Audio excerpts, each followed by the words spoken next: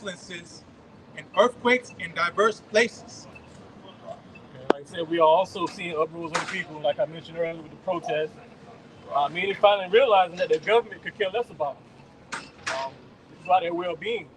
The race wars are more prevalent. Nothing is being hidden anymore. Um, you have these nations like China versus Taiwan, going back into Ukraine and Russia deal. Um, North Korea, South Korea, and the Ish people. Um, in the whole, the U.S., aka Babylon, is stuck in the middle because they trying to be the watchdog over everything. Pestilences leading to famines, a certain illness attacking chickens causing egg prices to skyrocket. All these famines and pestilences. Age-old sicknesses making their comeback back into the world. Tuberculosis. What's that? Whooping cough. Yeah, the whooping cough. Uh, uh, bubonic plague. I think I heard something that came. Somebody got diagnosed with that a few years ago. So that's back on the earth. But all these are pestilences that Yahweh Shem Yahushua is putting back on this earth. He's visiting the earth in all types of ways.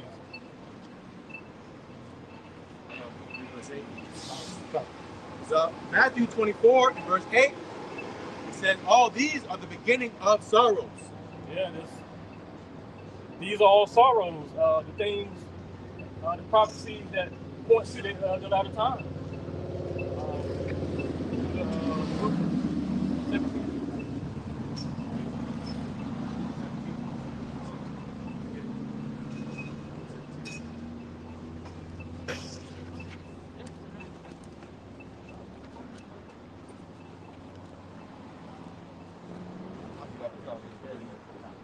Luke 17 said 22.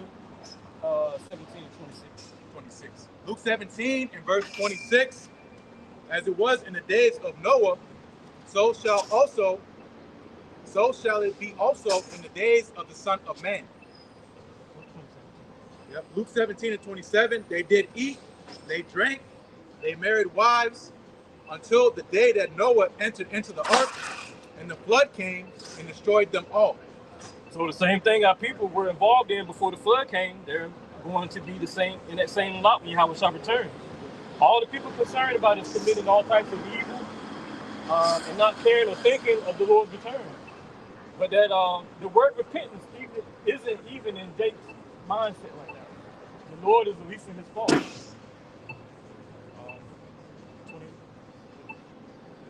Luke 17. You ready?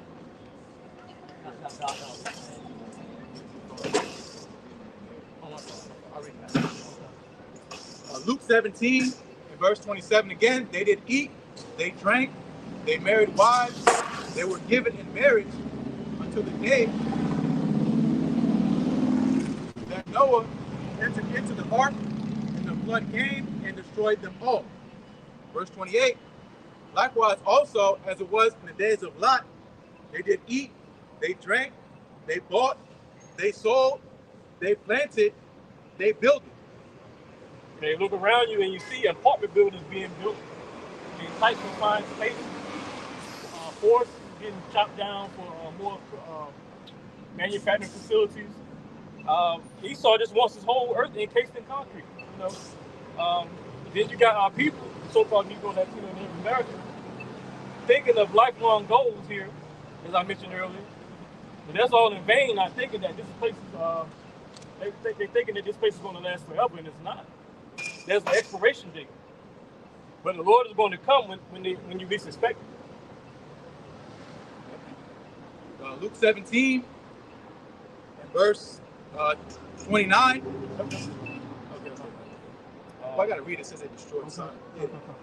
Luke 17 and verse 29, it says, but the same day that Lot went out of Sodom, it rained fire and brimstone from heaven and destroyed them all. That's what's going to happen to this place, where it's going to be the form of those ICBMs, nuclear thermal warfare.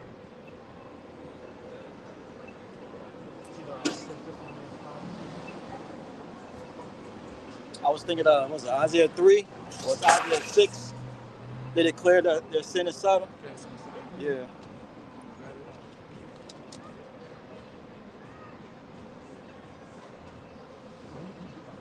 there. It's Isaiah 3 in verse 9.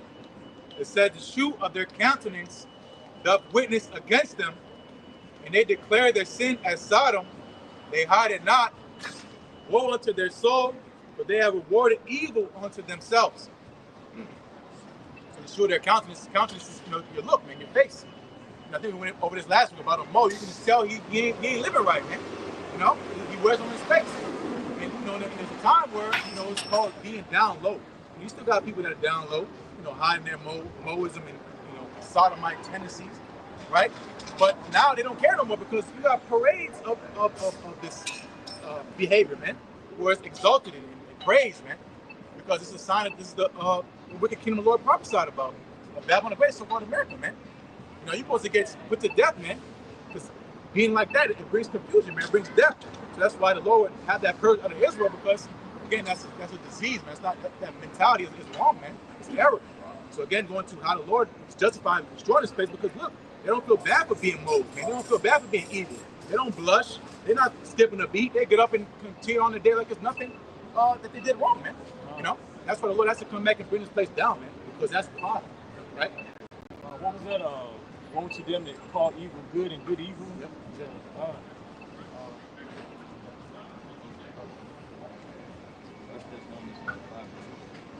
The book of 1 Thessalonians, chapter 5 and verse 2, it says, for yourselves know perfectly that the day of the Lord, Yahweh Bahashim so coming as a thief in the night.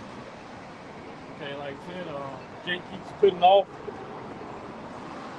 fearing the Lord for one, thinking that this place is never going to end, and the Lord's going to come back. Yahweh Shah doesn't even know the time of day when he's coming back. Only the Lord knows. Yahweh, the angels don't even know. So Jake's still not taking that in consideration, and still wanting to go and commit folly and all types of abomination and wicked acts, because he's thinking that he's not going to get judged for it, and that's a lie. He will be judged.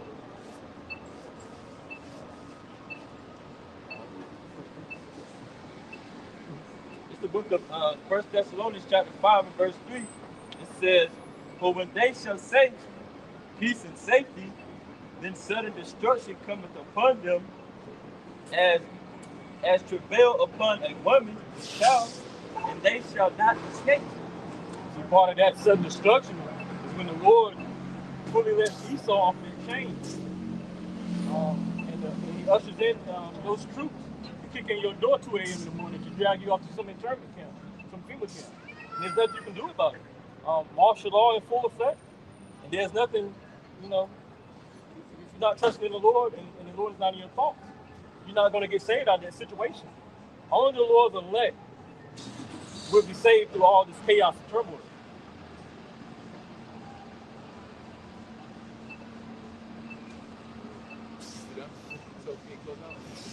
The next book.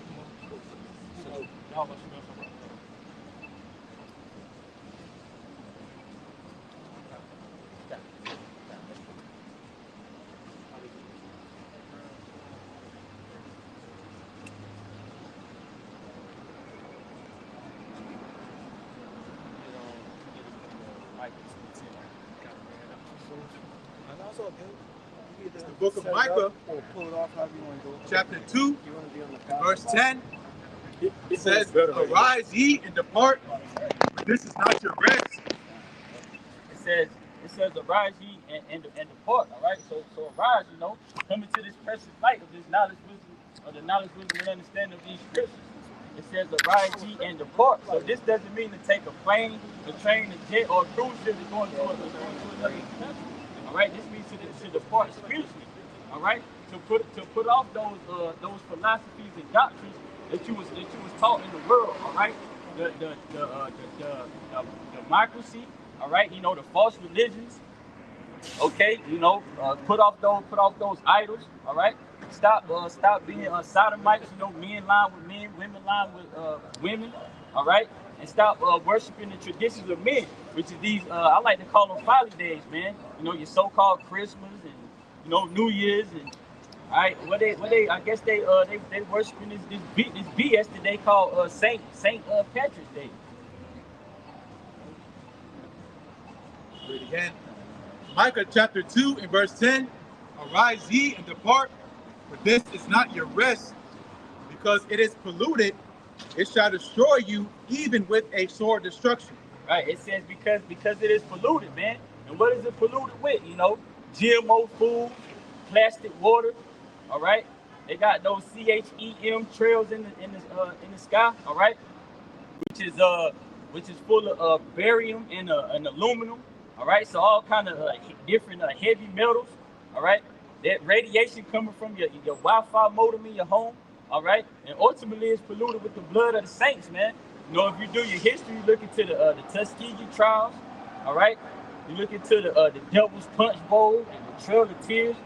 All right, where they committed mass genocide on our on our people, man. You know, the so-called natives, which biblically they are known as a tribe of Gad. Let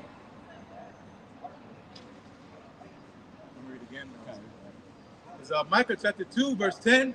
Arise ye and depart, but this is not your rest, because it is polluted. It shall destroy you, even with a sword destruction. Right, so with a sword destruction, man, that's why you have to detach from this place. All right, because the Lord is going to come with all type of horrific judgments. You know? This place got an expiration date.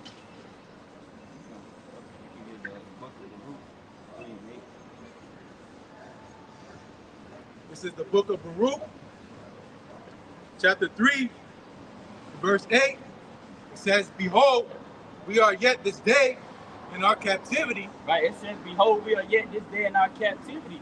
All right, you know, and where's our captivity? Here in America. All right, because our people, we're corporate slaves.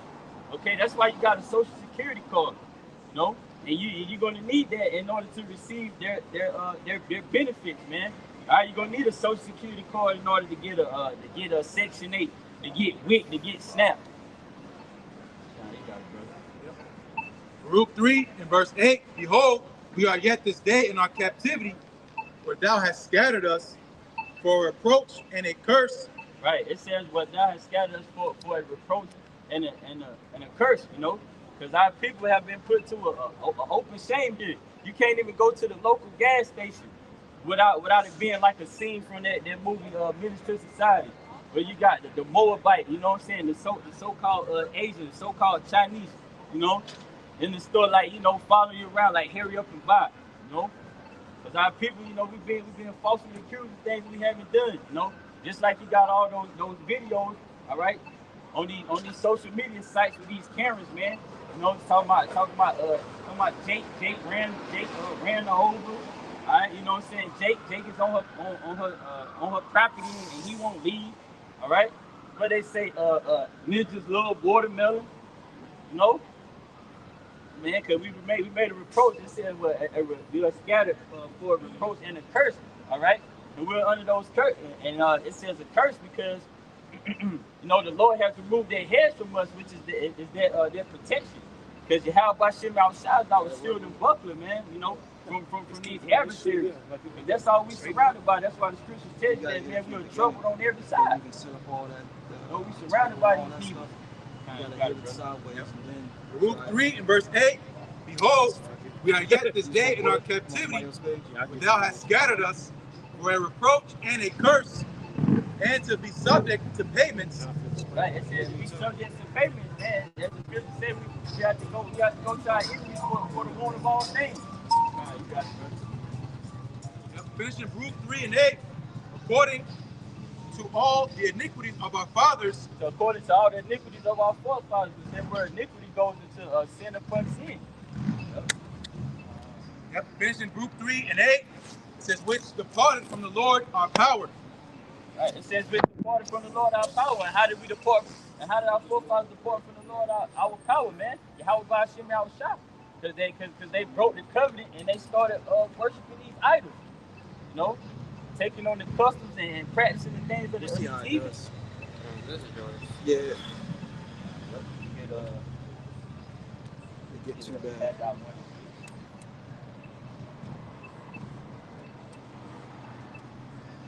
This is the book of Haggai, chapter 1, verse 6.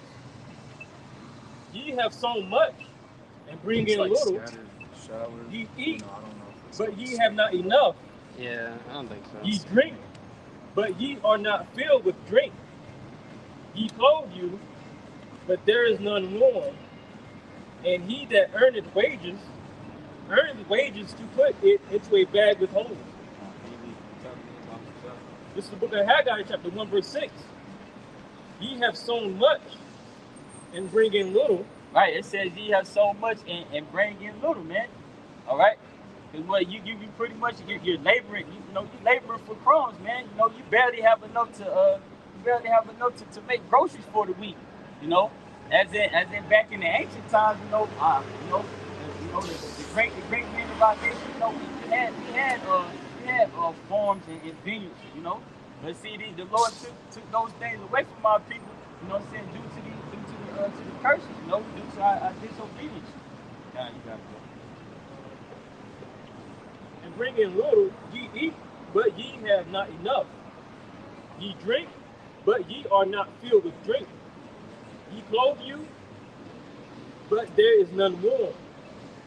And he that earneth wages to put it into a bag with holes. The only way to put in the bag with holes, because our people, we live in paycheck to paycheck. You might get 40 plus hours a week, with overtime. But after you didn't pay for it, after you didn't pay your rent, what I'm saying, your mortgage or your car insurance or whatever expenses you have, what I'm saying, you barely have anything, because Esau, he gonna come with those taxes as well.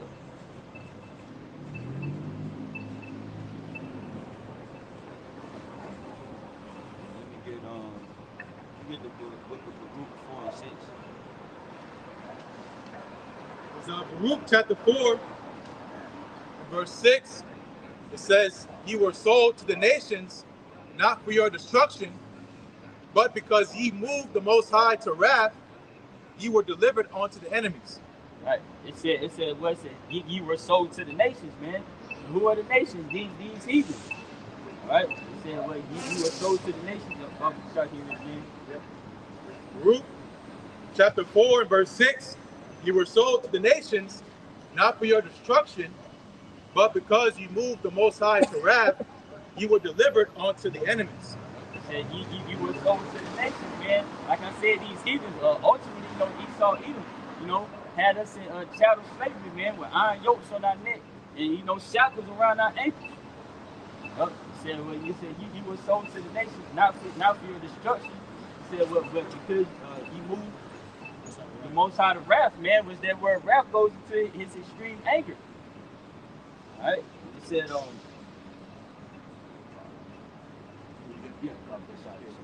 It's Baruch chapter 4 and verse 6. "You were sold to the nations, not for your destruction, but because you moved the Most High to wrath, you were delivered unto the enemies." All right, you were delivered unto the enemies, and you can read about your enemies in the pursuing the book of Psalms, the 83rd chapter. All right, it speaks about Edom, the so-called white man, Moab, the so-called Chinese. All right, it speaks about Ishmael, the so-called Arab. Okay, the Philistines, these doodle-eating Africans. All right, these are your enemies, man. You read it? You can read verse 7. It's Baruch 4 and verse 7. "For ye provoked him that made you by sacrificing unto devils and not to the Most High." Right, the sacrificing unto devils, which goes back, into that pagan worship, man. These idols, man. With these heathens they think are gods, but what's that? The book of Jeremiah, the second chapter, tells you, it speaks about who, basically like that, and going into that. They say that there are gods who are no gods.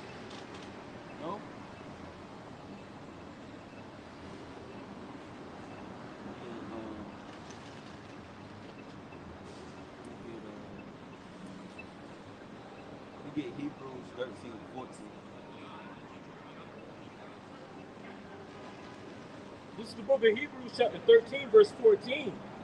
"For here have we no continuing city."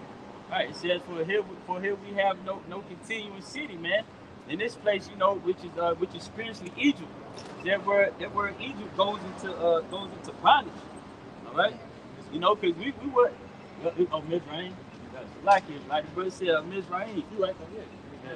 Real way to say this one. This is the book of Hebrews chapter 13, verse 14. For here, uh, for here have we no continuing city.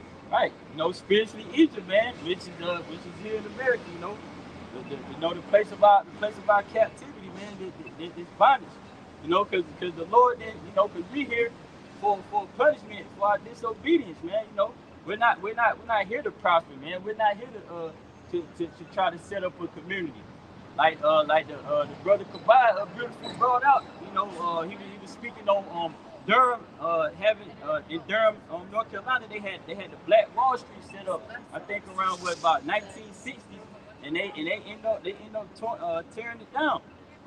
You know, I think they had built like a highway or something. Yeah, so hey man, you know, that ain't what we were set up for. Okay, this is Hebrews chapter 13, verse 14. For here, it's like a side note, the one in Wilmington was better than the one in Durham. Nah. Yeah. Yeah. Going to that one. Yeah. No, your own time. You know what I'm saying? Yeah. Definitely. I guess it would be because that's a court city. Exactly. This is Hebrews 13 and 14.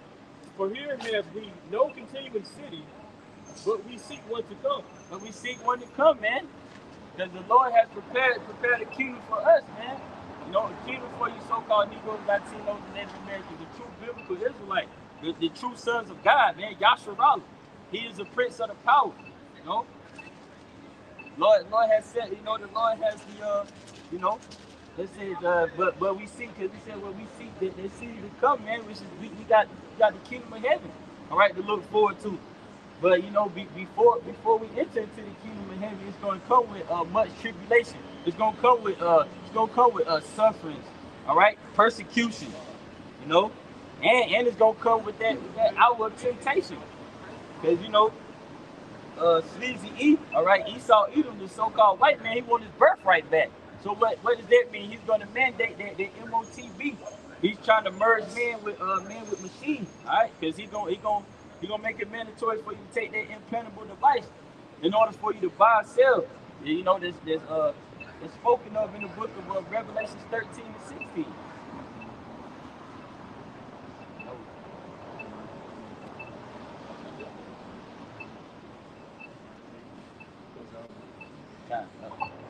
Hey, with that being said, Lord's willing, you was edified. Hey, how about Shema Shabbat Barakatah? Shalom.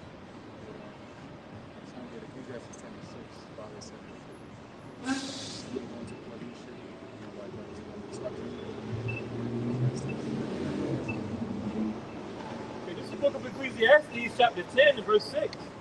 Folly is set in great dignity, and the rich sit in low place. Yep, so you go into folly. What is folly? Folly is pretty much misbehavior, bad behavior. And it's a sign of mental weakness. So folly being set in great dignity is ultimately the misplacement of leadership, man. You know, you have people that are exalted that shouldn't be exalted, man. They shouldn't be put in positions of power to lead people because they're led themselves by their own wickedness, man. Because again, going to folly, it's a sign of a dying society. It's misplaced morals. Why is it, you know, in this world, entertainment, you know, and BS is pushed forward more than wisdom, self-improvement. Because why? This is a sign of a dying society, man. And again, this is nothing new under the sun, man. You know, so read that one more time. It is Ecclesiastes 10 and 6. Folly is set in great dignity, and the rich sit in low place. Yep, and that's a sign that this kingdom is not supposed to be ruling for a long period of time, man. It's ultimately just set for an example. Someone get Psalm 12 and 8, just a quick one. The wicked are exalted on every side, when the wise men are exalted. Because again, you know, that's why when the Lord said, don't marvel when the world hates you, because we're not of this world. He said the world love his own, so the stuff that we're into, the world not into. Because why this world is condemned, man. You know? You got it? This is the book of Psalms, chapter 12 and verse 8. The wicked walk on every side when the violent men are exalted. Yep, so this place encourages evil, you know? Encourage evil. You got niggas talking about killing their grandmas out on the block, then you got niggas featuring on it, meaning he's consenting, you know? Yeah, you got a whole album about it, you know? And this is glorified, you know? You got something? This is the book of John, John chapter 7:7, and it reads, "The world cannot hate you, but me it hateth, because I testify of it that the works thereof are evil." Exactly. Because again, the Lord says it's evil, man. You know, it's not our opinion, what we feel, you know, because remember, we came from the same world you still don't want to get out of, man.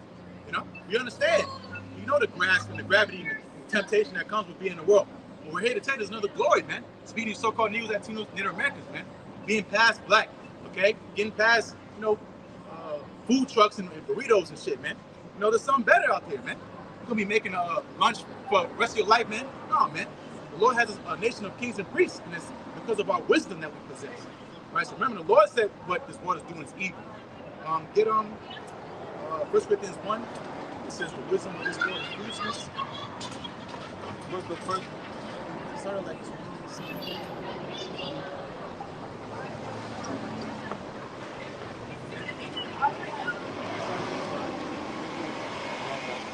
It's the book of 1 Corinthians chapter 1 and verse 25.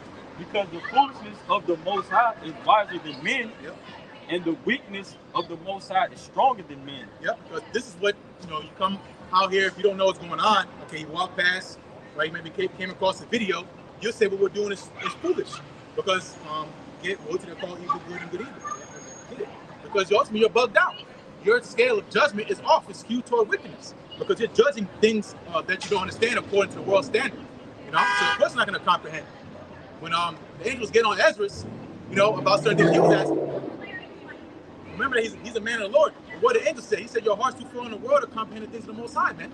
That's why he had to go on affliction and a fast to ground himself, man, to get more spiritual. You know, notice, you know, especially when you go on an affliction, what happens is you take a nap, you get attacked, man. Them demons come for. Because why? Because it's a birthing process, man. You understand that there's a world that you don't see, and the spirits and things that move and influence the world that Yahweh try to warn us about, man, being spiritual warfare. But get that with the. This is the book of Isaiah chapter 5 verse 20. Woe to them that call evil good and good evil, that put darkness for light and light for darkness, that put bitter for sweet and sweet for bitter. Yep, so that put bitter for sweet and sweet for bitter. Did we not have the example, you know, flavor of the week? You know, all these offshoot camps, man. You know, all your wickedness is spewing out. You don't even realize it, man. You know, talking about lettuce.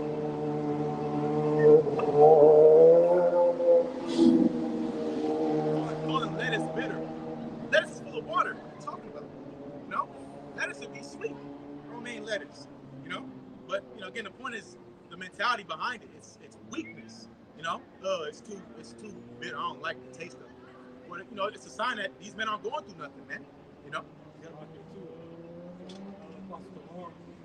War. Yeah, I think that was a small hat custom used romaine lettuce. Really? Talmud. Yeah, Talmud. Yeah, some Talmud. Exactly. So you don't understand that you men are picking up customs of the nation that the Lord abhors, man. You know, this rapping and shit. You know, these are customs of the heathen that are not part of our culture, man. We sing songs, we make music, but we're not talking about, you know, parking people and shooting niggas and all this other stuff, man. That's not of the nation of Israel, man. That's heathen customs, man. That ultimately goes back to Esau, right? Going back to the spirit of Cain. He was a murderer from the beginning. He was a liar, right? He's a sinful and bloody man, right? And that's been pushed on our people, right? And that's why, again, going to your judgment is skewed. It's not, the Lord said, in our righteous balance, man.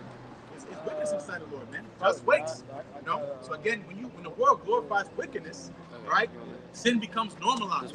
So being evil is normal. This is not, we just read earlier in Isaiah 3rd chapter, all right, them declaring the sin of Sodom and they hide it not, their countenance. They just want to be all angry, you know, saying they just kind of demonic low vibration on them, man. Because they glorify being evil, being dark, masked up, you know, hiding their eyes. Because why? Because they hide their intent. It says the light of the body is the eyes, man. So you covering up your eyes, you got people wearing sunglasses in daylight, they got demons on them, man. You know? But again, woe means destruction. Right? And that's why, again, destruction is coming because folly. Right? Folly is the reason why destruction is coming. Got to post the heart on his last videos, going into Malachi 4:1. The day that shall come shall burn as an oven. The Lord is pissed off, man. And people think they're exempt because they know a few things. They can finagle and finesse a few people. They got the likings of the masses. hey, the Lord said whatever is esteemed among men is going to be abased, man. You know. But go back to that quickness. You have something else? Yeah. It's the book of 1 Corinthians, chapter 1, and verse 26. For ye see your calling, brethren, how that not many wise men after the flesh, not many mighty, not many noble are called, but the Most High have chosen the foolish things of the world to confound the wise. Yes, because it's how the Lord ultimately is glorified. Okay, He takes the underdog, so to say. That's what makes the story great. It makes it so sweet. You know, the Lord chooses nobodies, right? And more so men that are of a humble mindset. Because when you come from this world, you know, again, glorifies niggas that can dunk a basketball, glorifies niggas that can rap fast and rhyme and shit and dress cool, right? On YouTube, going viral and stuff like that, doing stupid stuff. Okay, niggas that are famous that shouldn't be famous. When you go to the word famous means thirsty, right? You're thirsty for attention because ultimately trying to fill a void of your self-unimportance, right? But again, going to the point, the Lord choosing the foolish things in the world to confound the wise because the Lord is stronger than you, man.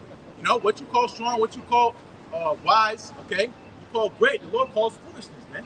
Again, He chose men that, again, go back to that humble mentality because really these men are the men you want ruling over you, man, because they fear Yahweh Shai. Get Proverbs 26 and 1. Just a quick one, and we'll come back to that quick now. Proverbs 26 and 1. Because again, most people that are in positions of power, someone else get them that are first and last. But Yahweh said this real quick, get that Proverbs 26, and find it where it says Yahweh said, may that be first and shall be last. This is the book of Proverbs, chapter 26, verse 1. As snow in summer, and as rain in harvest, so honor is not seeming for a fool. Yep, so giving honor to a foolish person is like having snow in summer, right? Having rain in harvest. It's confusion, all right? You know?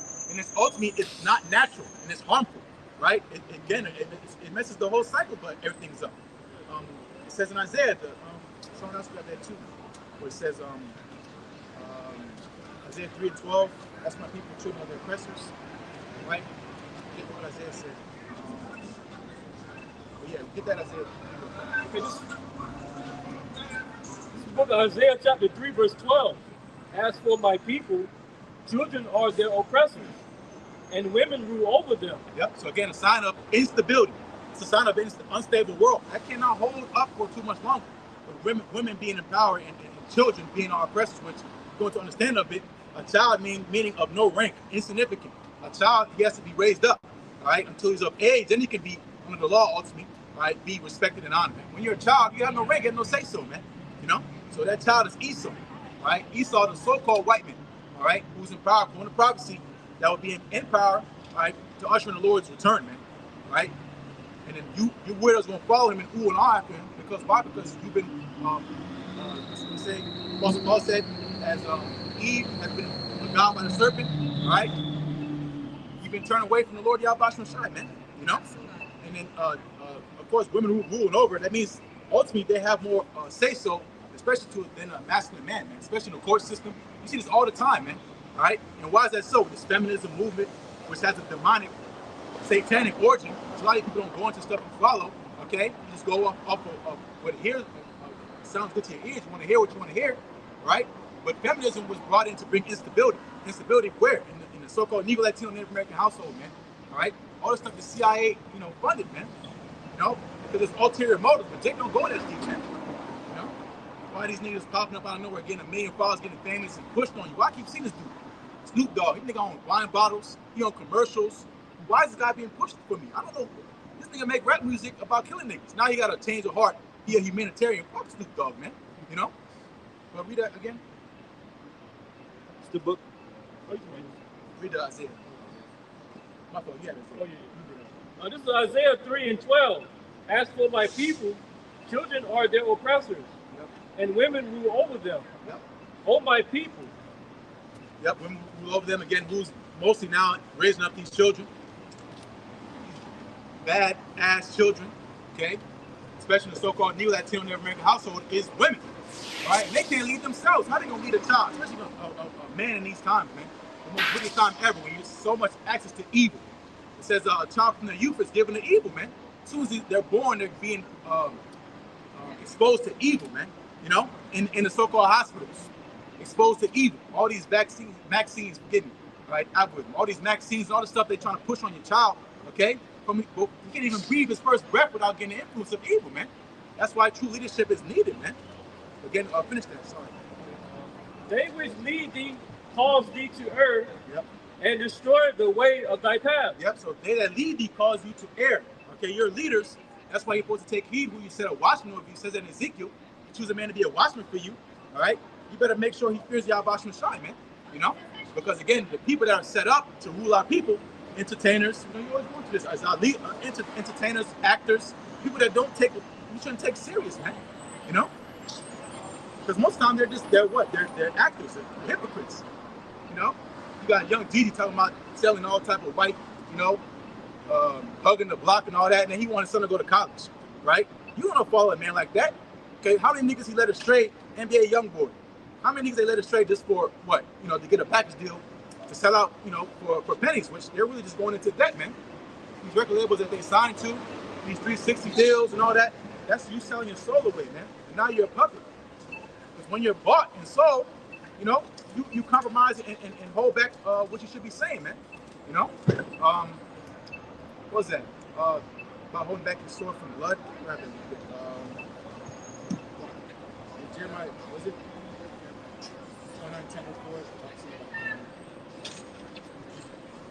Real fast. That's why someone was bringing up one of the lessons. How about Jay-Z was talking about how he wanted to be like Common. You know, the Common is a so-called, you know, conscious rapper. But it ain't no fun to being a conscious rapper. Nope. You know what I'm saying? Yep, it's not funded. Yep. Because that got taken out. You know, especially in the 90s, you know, because 90s, you got it. Tupac, all them, yeah, they get off, man. Because in the 90s, niggas was getting shut up like crazy. You know, because that gangster rap shit, man. Because they took out that conscious rap, man. You know, those guys, they get put in the background. They don't get a fair shake, because why? Who's in control? Small hats, all right? You get it? This is Jeremiah chapter 48 verse 10. Cursed be he that doeth the work of the Lord deceitfully, Yep. and cursed be he that keepeth back his sword from blood. Yep. So mincing words, not giving a full 100%, you know, word that our people need to hear, man. You trying to be PC, right? Trimming our way to seek love. You know, you want to be friendly. You want to come off a certain way. You're just trying to present yourself. Try to save face, man. It's not about that, man. You know, so hiding back your sword from blood is not touching stuff you should be talking about. There's certain talking points that Jake run from, especially men that call themselves Israelites, man. The grape thing, right? There's a reasonable understanding to the grape, okay? But Jake want to be radical and emotional, right? And you see what happens to people that mock us for that, man. What happens to them? But Jake don't learn, man, right? But you're gonna learn the hard way. You know something? Oh no, I was just still holding that First Corinthians 1, and then you asked for that. What was that? So man shall be first. Yeah, exactly. Yep. Read that Corinthians. Matter of fact, read that Corinthians and then get that, because that'll go into that's the bumps. Going back and sword from blood. Here we are in spiritual war, right? The word is a two-edged sword, cutting asunder, you know, even down to the marrow, and the center of the hearts and the intents of men. Yeah. But again, you want to bring up certain talking points because you want to sound cool. You want to keep the women around in the congregation, man. You know, so you can gather up funds and numbers, some scriptures. You can say, look at us, we're the biggest Israelite camp in the world. That's stupid. You know? That's not the work of Yahweh Shai, man. That's the work of deceit. Yeah. It's the book of 1 Corinthians chapter 1 and verse 27. It says, but the Most High have chosen the foolish things of the world to confound the wise, and the Most High have chosen the weak things of the world to confound the things which are mighty. Because again, going to the point, that's how the Lord is glorified. When it's all said and done, Yahweh Shai shall be exalted, man. Okay? No man can say I prevailed. No technology, AI, nothing's going to be able to overcome the work of Yahweh Shai, man. Right? And him alone at that day shall be exalted, man. And we're telling you beforehand, laying out that carpet, we're telling you this is the work of Yahweh Shai, man. The good, the bad, the ugly, everything in between. Okay? It's of Yahweh Shai, man. We're just his messengers. If there's more here.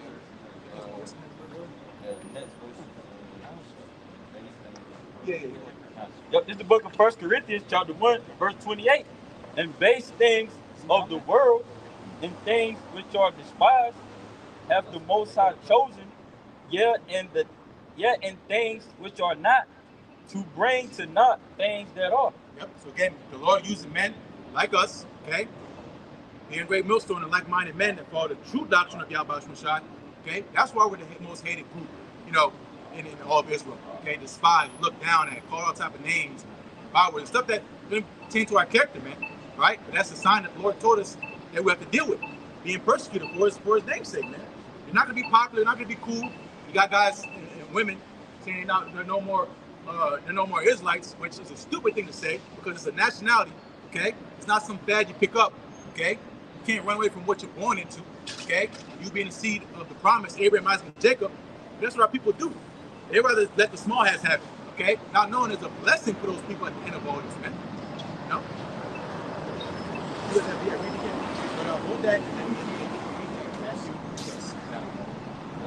This is the book of Matthew, chapter 20, and verse 16. So the last shall be first, and the first last. For many be called, but few chosen. Yep. So again, going to the point, it's not about numbers. Okay, the number that the Lord has is already sealed. Okay, but you trying to gather up numbers to try to make yourself famous or make your own self important, like it's about you. All right, it's not about that, man. The Lord wants the elect. Okay, the good sheep, the good fish. Okay, not the abominable and unholy, man. The Lord's gonna throw you back in the sea, the abyss of confusion, which the world promotes, man. Okay, you think you're in the truth, but you're really not, man. All right, deceiving yourselves, man. That's a scary thing. And that's why, again, the Lord has his true teachers out here. Because guess what? If these men that were not raised up, where would we be today, man? Okay, where would we be if the Lord didn't have true messages, true teachers? Okay, speaking of our apostle nails on down, holding it down, man, to wake us up, man. Because again, if it was up to you niggas, man, we'll be here forever. We'll be ultimately destroyed in like a fire, man. We'll all be chipped up because you niggas said the chip. It's not the MOTB, all right? We'll all be done, man, all right? But the Lord, again, as he said, one for the elect's sake, no flesh will be saved, man, But that's the Lord. This is the book of John, chapter 15, verse 18. This is red letter. If the world hates you, ye know that it hated me before it hated you. Yep, so that's the comforting thing. Because especially when you first come in, you're like, damn, why everybody not fucking with me no more, man? I got the greatest knowledge on the earth. I want to share it with everybody, but don't nobody want to hear it, man. You look at me crazy, sideways. You're growing out your hair. You're more seriously looking. You're not looking all stupid and shit, that dumbass look you might have had in the world, right? And that's intimidating because people feel like they don't understand, man. So what they do, they separate themselves, right? And the Lord said, hey, you're a good company if that happens. It's the same thing to the Lord's promise, man.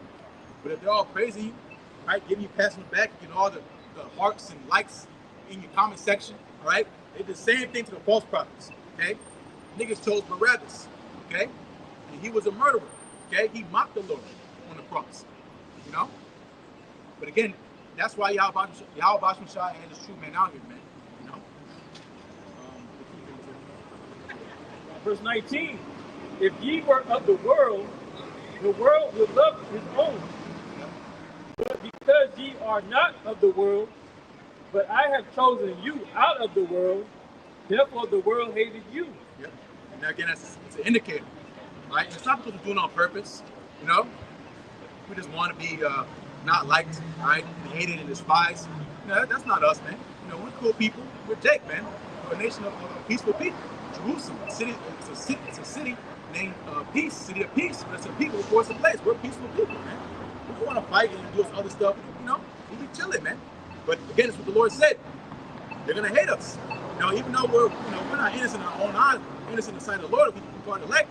But because of the Lord making us innocent, all right, being those virgins, we're gonna be hated, man. It's as simple as that. It goes into the a wicked woman, she envies a righteous woman. And a wicked woman is the foolish of our people. Matthew 25th chapter. Yes, sir? Yeah, you want that?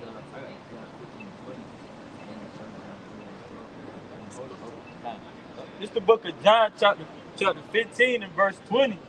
It says, remember the word that I said unto you, his servant is not greater than his Lord. If they have persecuted me, they will also persecute you. If they have kept my saying, they will keep yours also. Again, that's another point. Again, the Lord covering all bases, man. That we're not greater than him. Meaning that what he went through, we're subject to too. So it's a rite of passage. So, if the Lord had to deal with certain things, we might have to deal with it so. The Lord, it said in Hebrews that we're not tempted as unto blood like he was, beaten, bruised, He's the firstborn of every creature, and look what he had to suffer. We don't have to go that far. He already did it. But we still, again, we have to suffer with him so that we can reign with him. So it shouldn't discourage you. It shouldn't make you upset, like, damn, because again, if you're measuring according to the world, you're like, damn, we're failures, man.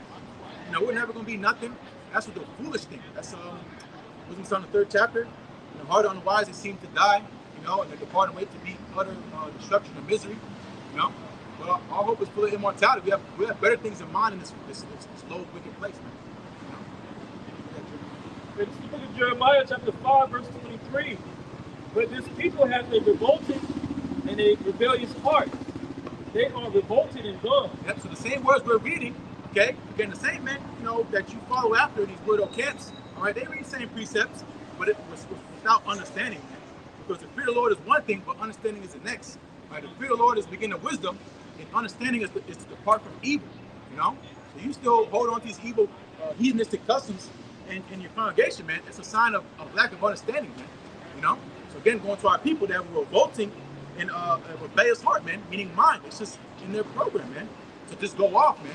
To go against the works of the words of Yahweh Shai, man. And they revolted in God, meaning it's to their own demise, man. They did it to themselves, right? Because again, that rebellion is why suffering's coming. Okay, being revolting against the Lord, right? Being the sin of witchcraft, right?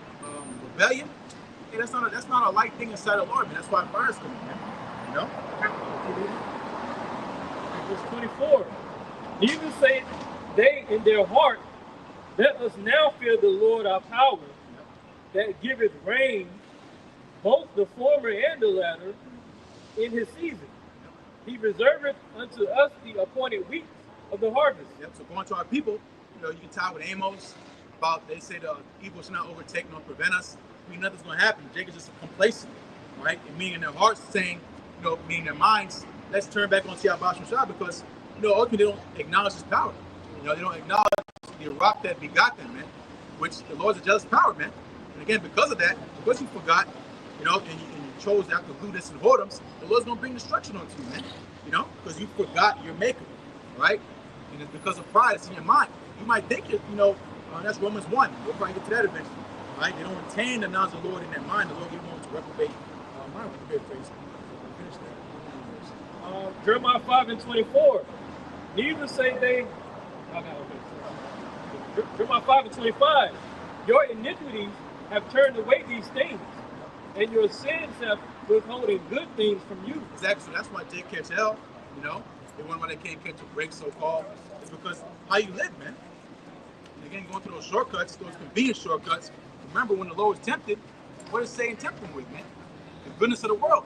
You're going to have all this power and authority. You're going to have all your heart's desire. All right? He didn't mention nothing spiritual to Yahweh Shai. He mentioned something carnal, man. And that's what the world offers you, man. A carnal escape. All right? And eventually, you consume it so much, you become blinded, man. And that indulgence, okay, the gluttony in the world, again, it brings sorrow, man, and destruction. Because why? Your mind's not right? And again, the Lord's going to bring destruction because ultimately, when you do take that path, it leads you ultimately onto sin. Someone get Romans 1. Let's start at 28.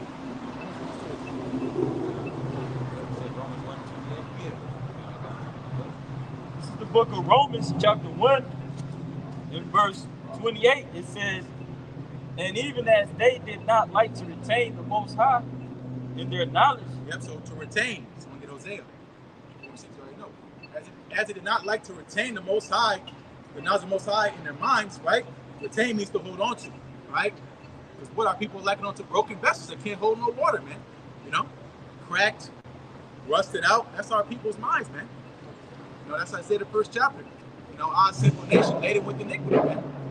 Your cup can't be full of half wickedness and half righteousness. Eventually, again, that's confusion, man. You can't serve two masters. Right. You got something?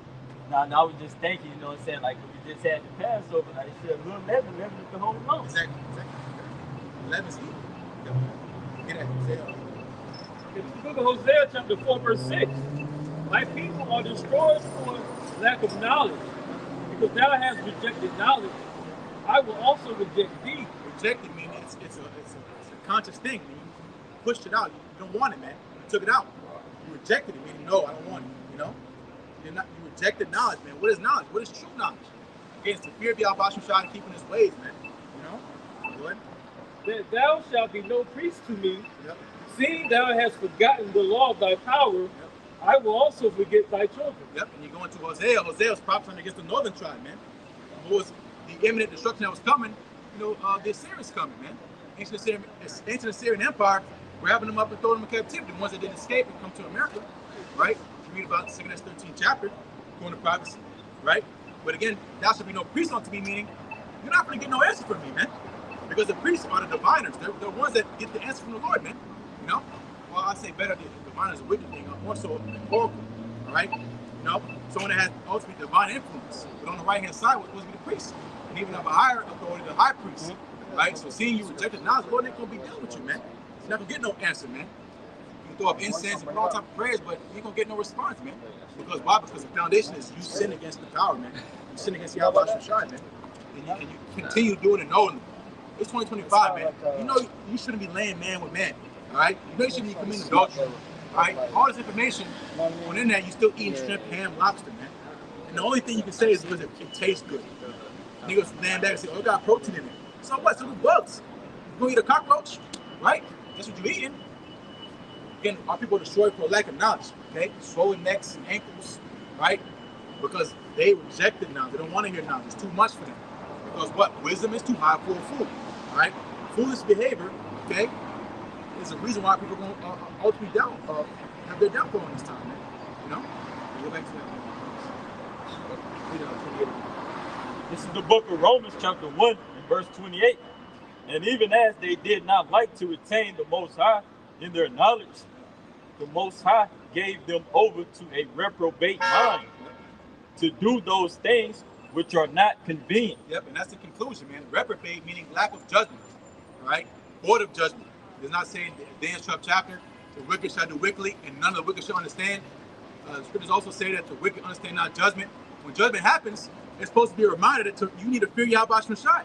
Here, judgment happens, and niggas get glorified, man. The nigga that got judged gets glorified. You put him on a t-shirt, free Ray, you know? Because why? Because our people worship murder, right? They worship, again, things that are not convenient in the sight of Yahweh Shai. So what the Lord said, okay, cool. If you don't retain the knowledge of righteousness in you, I'm going to give you over to your wicked desires, man. You can have it, right? I'm not going to correct you. I'm not going to be a reprover unto you, right? I'm not going to tell you, no, don't do this. Let you find out the hard way, man. And that's what's going to happen to a lot of our people. They're going to find out the hard way, man. But the Lord, and the beautiful thing is, the Lord's hand is still stretched out, man. It's not too late till it's too late. But for a lot of you, man, it's already too late, man. Sorry, it's sad to say. Keep going. Book of Romans 1 and 29. Being filled with all unrighteousness. Being filled, right? Being filled. Didn't I say earlier, you can't be both, right? You can't serve the Lord and serve the devil. You can't be at Satan's table and Yahweh Shai's table. Okay? You can't be a servant of Yahweh Shai and a servant of Mammon. Okay? So you're filled, right? There ain't no half, empty, half. You're either one or the other, man. All right? Anything else brings confusion, yay or nay. So you're filled with unrighteousness, man. You quoted earlier. A little leaven. Leaven the whole lump. And leaven is evil. Just a little bit of evil can corrupt the whole road, man. And that's you. All right? Yeah, it's a little, you know what I'm saying? A little something. That's what Jake think, man. It ain't, like a little white lie or whatever, man. To justify their evil. Just a few dollars. Anybody mention, all about another man's woman. He ain't gonna know. He don't even fuck with her like that. That's again, you being filled on righteousness, man. Go ahead. The book of Romans 1 and 29, it says, being filled with all unrighteousness, fornication, wickedness, covetousness, maliciousness, full of envy, murder, debate, There you go. Go ahead. deceit, Malignity.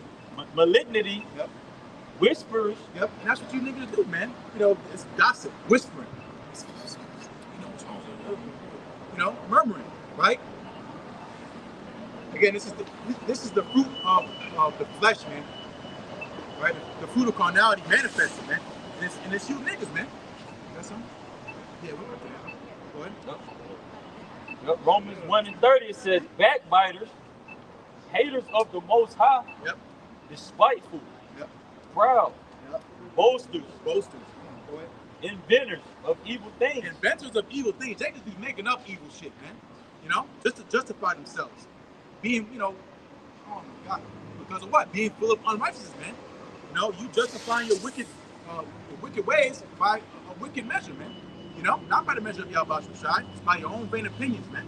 Go ahead. It says disobedient to parents. Disobedient to parents. So, like, you know, when we read the scriptures, it should be bells going off, man. This is a sign of the end. This is not normal, okay? And the Lord is not, he's not okay with a badass little boy talking back to his dad or mom or whatever, man. All right? That's in the, you know, you love niggas talking about the 10 Commandments. That's one of the 10 Commandments. Honor thy mother and thy father. Okay? There's a reasonable understanding to it, you know? If they tell you to eat something and do something you're not supposed to do, obviously don't do it. You know, but there's still a level of respect.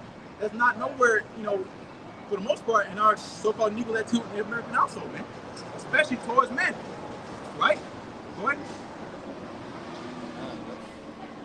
And if I may, brother, you know, the apostles and elders, you know, the men that are over, they're like our spiritual fathers.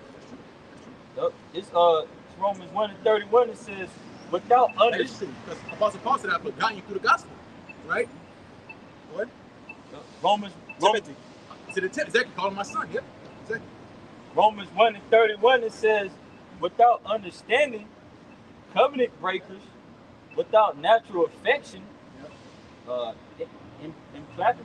Yep. If you want to, some of these words we probably get into. Yep.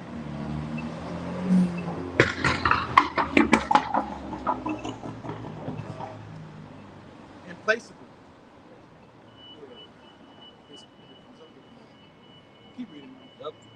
It says, this book of Romans 1:31 says, without understanding, covenant breakers, without natural affection, implacable, unmerciful. Implacable, it says unappeasable. Yep, unappeasable means you can't reason with them. They're opposite of, right? Gainsaying, right? And rebellious people, always trying to one-up you, right? You can never get the last word in. They always got something else to say. They're not trying to hear what you got to say. They got to reply right away.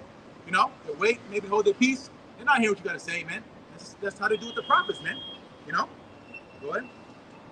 Yep. Romans 1:32, who knowing the judgment of the Most High, that they which commit such things are worthy of death. Exactly. So you say, oh, we're harsh, you know, but you're worthy of death, man. You participate in these acts, man, these behaviors, right? And again, going to the scale, thinking about a grading scale, you pass average, you obviously pass passing, all right? And nowadays, passing is 60, you know, but niggas is 99% evil, man. You know, go ahead. It says not only do the same, but have pleasure in them that do them. Exactly. So you do these things that are worthy of death, and the bad part is you have pleasure in doing things that are worthy unto death. All right. So what are you going to get? It says you that despise the word of the Lord. Okay. Obviously, you love death, man. You love dying. You love death culture. You worship the dead. Okay. You love worshiping dead niggas, man. You talk about Tupac. Stop talking about Tupac. You know what I'm saying? Who cares? Biggie Smalls, whoever else, all these Lils. You know, it's getting popped every week, man. You know, because why you love death, you worship death. Right? And death is what? It's the fruit of sin, right? Transgression of the law, man. And that's what our people fall under, man. Right? You had yours? Yeah, this is the book of Proverbs, chapter 14, verse 15. The simple believeth every word, but the prudent man looketh well to his going. Yep. So the simple, meaning you're not built up, okay? You're still in a childish mindset. You're impressionable, right? You know, which Yahweh did say about the knowledge to come as a babe, right? But to him, man, you have to be a sponge to Yahweh Shai's word, man. But, you know, everybody else, they fall after the ways of the world, man. They're a sponge onto evil, you know? Again, we're not supposed to be so, man. But read that one more time. Proverbs 14 and 15. The simple believeth every word. The simple believeth every word. A nigga can put a sentence together, it sounds magical, right? And because he said some big words, you don't look into it, you know? You must think he's saying something true or powerful because he's using words you don't understand, man. That's why the Scripture says, "Blessed is he that readeth," man. You know, it just says, well, give diligence to make your calling election sure. You know, about study to show that self-improved, man. Get into the word, man. Stop letting these niggas sway you, right? And whisper in your ear lies and BS, man. Okay, because they're not Yahweh Shai. One of the first things he warned about a sign of this coming was people going out and deceiving on a high level, okay? Coming in his name, all right? Coming in that authority, that because they say Yahweh Shashai, you know, as apostles always say, just because a nigga know the name, don't mean he a brother, man. He can salute you and all that stuff, don't mean he a brother, man. Okay, what do you believe in? What's the MOTB? Okay? You gotta ask people a question like that. You just say, don't believe every spirit, but try the spirit, man. Whether it be of the Most High, man. You know? But it says, a prudent man look well to his goings, man. He's thoughtful, he's intentful. He's not just doing everything willy-nilly, freestyling like a woman does. Right? It's purpose. Especially when it concerns your soul, man. This is the book of 1 John, chapter 4:1, and it reads, Beloved, right? Mm-hmm. Beloved, believe not every spirit, but try the spirits whether they are of the Most High, because many false prophets are gone out into the world. Yep. Well, try means to test, right? Don't just give somebody the title of a friend, but without trying them, okay? Calling them a brother without being tried. They're not, I wish I'd say, you know, who's my mother, my brother, you know, ultimately they're gonna do it the will, right? So we have people that we're cool with, but we'll never give them the honor of calling them a friend, all right, or a brother, unless, you know, of course they help out. They are friends of the prophets, okay? But real friendship is going to, you can relate on a mental level, right? Yahushua called us friends because we know the master's will. That's why he calls us a friend, right? That's all. It's the book of Sirach, chapter 6 and verse 7. It says, if thou wouldest get a friend, prove him first, and be not hasty to credit him. Yep, exactly. And that's why, again, the Lord puts us through trials and temptations to see ultimately who can call his friend. The Lord don't call a nigga a friend that can't eat horseradish, man. You know, you eat lettuce. You want to eat lettuce. You know, having a salad bowl, right, on the Lord's day. But you're a rap, you know, you'll get up and rap and make a rap song, but you ain't gonna eat no horseradish. Again, a sign of poor leadership, man. Our people. That's why judgment coming to the house of the Lord first, man. You know. Read verse 8. Okay. You said.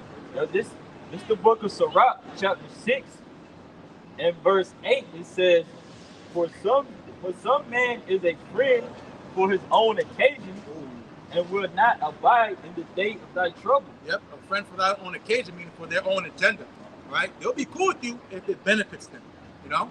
The saying goes, Q bono, who benefits? You know, friends with benefits. There's no such thing as that, man. It's going to say a brother was born for adversity, you know? That's a priceless thing, man. If you get a friend, you know, you're supposed to keep them around, man. Those are hard to come by, man. You know, men you grew up with, you know, in the faith, especially. You can't put them off, man, for a light. Even for a woman, you know, there's the woman that, you know, so-called understand they're not the truth, but you're going to go over and drop her over a bitch that twerk on Sundays and whatever, man. You know, you're not supposed to do that, okay? That was it. You got a point, That's fair, and I was just thinking, you know, like I said, yeah, you can be a friend, you know, if you can prophesy with your hat on. Exactly. Yep. Because that's what Jake do. They're prophets for hire, right? They'll divine. I forgot what it said, man. Micah 3. Get the water. They'll divine for a price. I'll prophesy to you. Shit, give me some bread. You know what I'm saying? Give me a little lamb. Give me a daughter. You know, that's what niggas on, man. You know, because they're hirelings. They're not there as a true shepherds, man. They got their own agenda, man. They got their own quota. You got something for it. Now, this is Sirach 12 and 8. A friend cannot be known in prosperity, and an enemy cannot be hidden in adversity. Yep, and that's why the Lord been going into, man. You know, apostles on down, he gonna break you camps up, man. Because y'all not as tight as y'all think y'all are, man. You know, y'all might wear the same shit, wearing the same purple and gold starter pack, you know, outfit, you know, wearing the whole Genesis jumpsuit shit, right? But y'all niggas not cool, man, right? Especially when all breaks loose. You know, y'all can't even stand together in doctrine, man. That's why can two walk together if they be agreed. Y'all not gonna be on the same page when all hell breaks loose, you know? And then all you niggas got guns on you. So riddle that, man. How this gonna end? All you niggas that don't know what the hell's going on, all right? You all bugged out and you got guns. Good luck, man. All right? But get in the pocket for the Maccabees out of my people wicked men. I think That's Jeremiah 5. No, I'm talking about Maccabees. Okay. 1 and 11. Maccabees 1. First Maccabees 1 and 11. In those days of Israel, wicked men. You got something? Is it quick? Yeah. This is the book of John, chapter 10 and 11, and it reads, I am the good shepherd. The good shepherd giveth his life for the sheep. But he that is an hireling and not the shepherd, whose own the sheep are not, seeth the wolf coming, and leaveth the sheep and fleeth. And the wolf catcheth them and scattereth the sheep. The hireling fleeth because he is an hireling, and careth not for the sheep. Yep. Because again, if you're truly standing in front of people that you don't care about, you're gonna run when adversity comes, man. You're gonna hide. You know, when the wolf comes, who's the wolf? Esau, man. You're gonna want to hide. You got mansions, you got, niggas said you got some cool shit in the garage, right? You're not thinking about the flock. You're thinking about the next payday, right? So when adversity comes, when real trouble comes, you niggas gonna run. I knew it was Palestine. I knew it was some Palestine bullshit, But again, going to our people, this is who you choose to rule over you, man. Who you subscribe to, okay? Who you give your trust into. There's men that should not be trusted. Untrustworthy people. You don't know these niggas' backgrounds, man. You don't know where they come from, right? You so quick to put your trust in these people, right? These politicians and people that you don't even know, man, on a personal level, right? Well, kind of like you said, they all looking for numbers. They don't take the time to vet individuals. Yeah, exactly. There's no filter system, man. Come as you are, because again, it's about numbers. It's not about truth and sincerity, That's what we're gonna check these guys, man. Well, get that mechanism. I got You It's the book of 1 Maccabees, chapter 1 and verse 11. It says, in those days went there out of Israel wicked men who persuaded many, saying, let us go and make a covenant with the heathen that are round about us. For since we departed from them, we have had much sorrow. Yep. And again, that's the mentality of our people. They're tired of it. They're tapping out. They're sick and tired of having to go through the straight gate, man. So they try to find a way out, try to wiggle out, right? And now Yahweh should say, you're trying to find some other way. You're a thief and a robber. ain't going through that door. You're not going through the door, exactly. You want to have lettuce. You want to have ketchup. You know what I'm saying? Jake want to make their own shit. And then they wonder why, they fall short. Then they want an apology and get on live and tell them about, man, come on, man. Nowhere to be seen. They get caught up and they just disappear. That's just a small taste of what's gonna happen when all hell really breaks loose, man. You niggas can't deal with the regular shit we going on a regular day-to-day basis, man, without selling out. How much more when the devil really puts the squeeze, man? And that's the danger of prosperity, because prosperity brings pride, man. You all comfortable. That's what Lord had us in this condition to shake us up, man, so we can think, to humble down. But what? Jake, find a way, man. Jake, find a way. You got something? It's the book of Proverbs, chapter 14 and verse 12. It says, there is a way which seemeth right unto a man, but the end thereof are the ways of death. Yep, exactly. And that's what our people do. They judge themselves by themselves. They don't get no true correction because why? They don't honor the true leadership.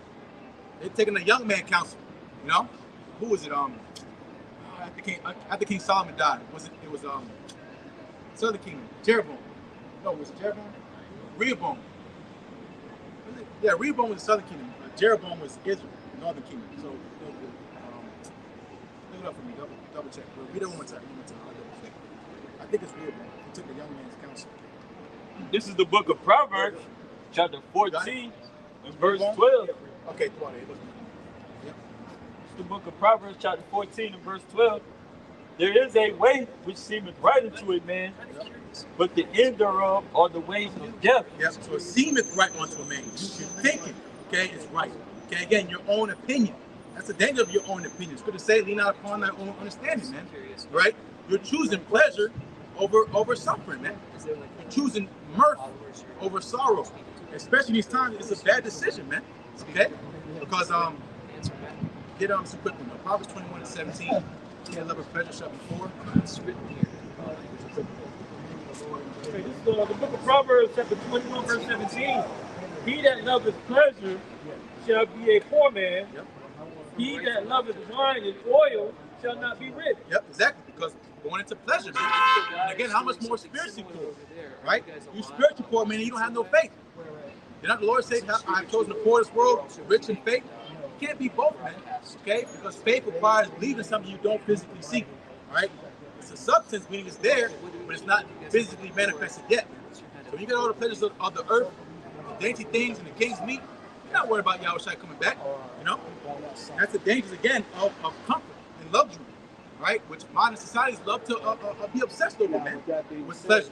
And not Yahushua say, got some, get where Yahushua said about the nations, what about what people drink, you know. So we're just preaching the word resonates with you. Hey, Yeah, it's kind of messianic. You got it? It's not order system. It's coming back of the Messiah is returning. Yeah, Matthew 6. Yes, these 12 tribes. yes. Got it. It sounds like Western Hemisphere type of This is the book of Matthew, chapter 6 and 25, and it reads, "Therefore I say unto you, take no thought for your life, what ye shall eat or what ye shall drink." Read down, that's good. Read down like to the point. It's 32. It's not 31. All right, Columbus. First of all, This is the book of Matthew, chapter 6 and 31, and it reads, "Therefore take no thought, saying, what shall we eat or what shall we drink? Yep. Or wherewithal shall we be clothed? For all these things do the Gentiles seek, for your heavenly Father knoweth that ye have need of all things." Yep. So that's what Jake ultimately puts the emphasis on. What I'm gonna eat, what I'm gonna wear, you know, what I'm gonna drink. You know, but not a necessary thing about the spiritual things, man. You know, because read it in NLT. Because I'll read the NLT real quick. That's something I'll read the NLT. It's Matthew 6 and 32 in the NLT. I'll read it up. Matthew 6 and 31 NLT. So don't worry about these things saying what will we eat, what will we drink, what will we wear. Verse 32, these things dominate the thoughts of unbelievers. But your heavenly Father already knows all your needs. The Lord already got a couple of what we really need, man. You know? Everything else is extra, right? You don't need it, man. You know, we don't get caught in that loop too. We're in the world too, we walk around, we see shit, you know, that we don't really need, man. We fight those thoughts, the world keeps away from us because ultimately we want to see. You know what those things can bring if your mind's not ready for them. Another woman, you know, whatever. You know? Because again, we just read it. Those thoughts dominate the minds of unbelievers, man. You know? You're so concerned about all that kind of stuff, you're not in the faith, man. You know? That's all. we're just reading the scriptures. This is the book of Matthew, chapter 6 and 33, and it reads, "But seek ye first the kingdom of the Most High and his righteousness, and all these things shall be added unto you." So priority. You got madness. So seek the kingdom first, man. First start with knowledge. Seek knowledge and wisdom. Fear y'all about your side, man. All these things shall be added on you. But here you go, man. Rally, pick a side. This is the book of Justice or genocide. Rally, pick a side. Justice or genocide. Justice or genocide. Settlers, go back home. Palestinians are no home. People, they go out and it's not their lives. Settlers, go back home. Yeah, I see that. Palestinians are no home. They choose to be out there for someone else. Israel bombs, USA Well, paid. that's their way of crying. That's their way of fighting. So this is our way of crying. This is our way of fighting. The book of Jeremiah, chapter 15, verse 5. You think there shall are have any pity similarities upon thee, where people can O group up Jerusalem? and Who will have pity on you, O different Jerusalem? belief systems? Jerusalem being the or people focus for on- the place. Nobody out here marching for you, right? The atrocities that happen unto you, again, bad is bad, evil is evil. Who's perpetuating it? Esau, you know? But again, going to the true cause of our people, ain't nobody out here Those marching, who repent and those right? who For don't. our cause, Is that the okay? separatism you Just read earlier, the brother brought it out. Here we have no continuing city, but we seek one to come. We don't got no proper representation in this world.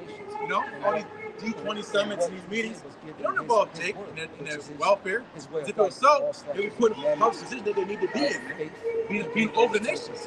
That's why y'all was cycling do so, man. Read again. This is Jeremiah 15 and 5.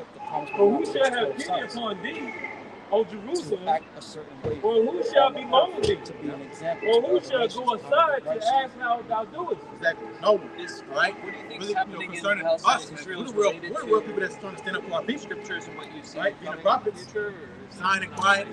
Asking for justice. We ask for the Lord for justice. You ask for justice for the man that's not going to give you no justice. a man that shows no mercy. Good luck, man. Those things are all ancient legend. You know, like you said, a woman's leading them. I don't trust that shit. You know, what's she talking about? What's she gonna do? She gonna go out and fight? No, she's not. She's gonna start shit up and run into the corner. Everyone You know, taking the Lord's people. you're supposed to be quiet in the house. No one some we bread. have an army. No one stood up for us. No one. The Lord says he's gonna fight for us.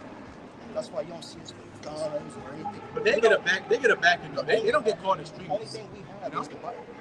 Whatever, man. That's just how it is. But again, going to the Maybe point. some We're not of the incense or world, something. man. You know, That's the world it. of his own. We live We're not here to gather up buffoons and idiots to walk on the street. You know. At the end of the day, And again, you people doing that shit too, man. You getting marked on these lists too. You know. You know how breaks these, they gonna grab y'all up too, man. You know, thinking it's a game, right? You don't understand the bigger picture, right? Again, going to who's gonna sign for us? Ain't nobody gonna feel bad for Jake. Well, they tell you get over, land, you know. They'll say they'll give you a sob story. I didn't want no slaves. Well, If somebody did, man, prophecy, right?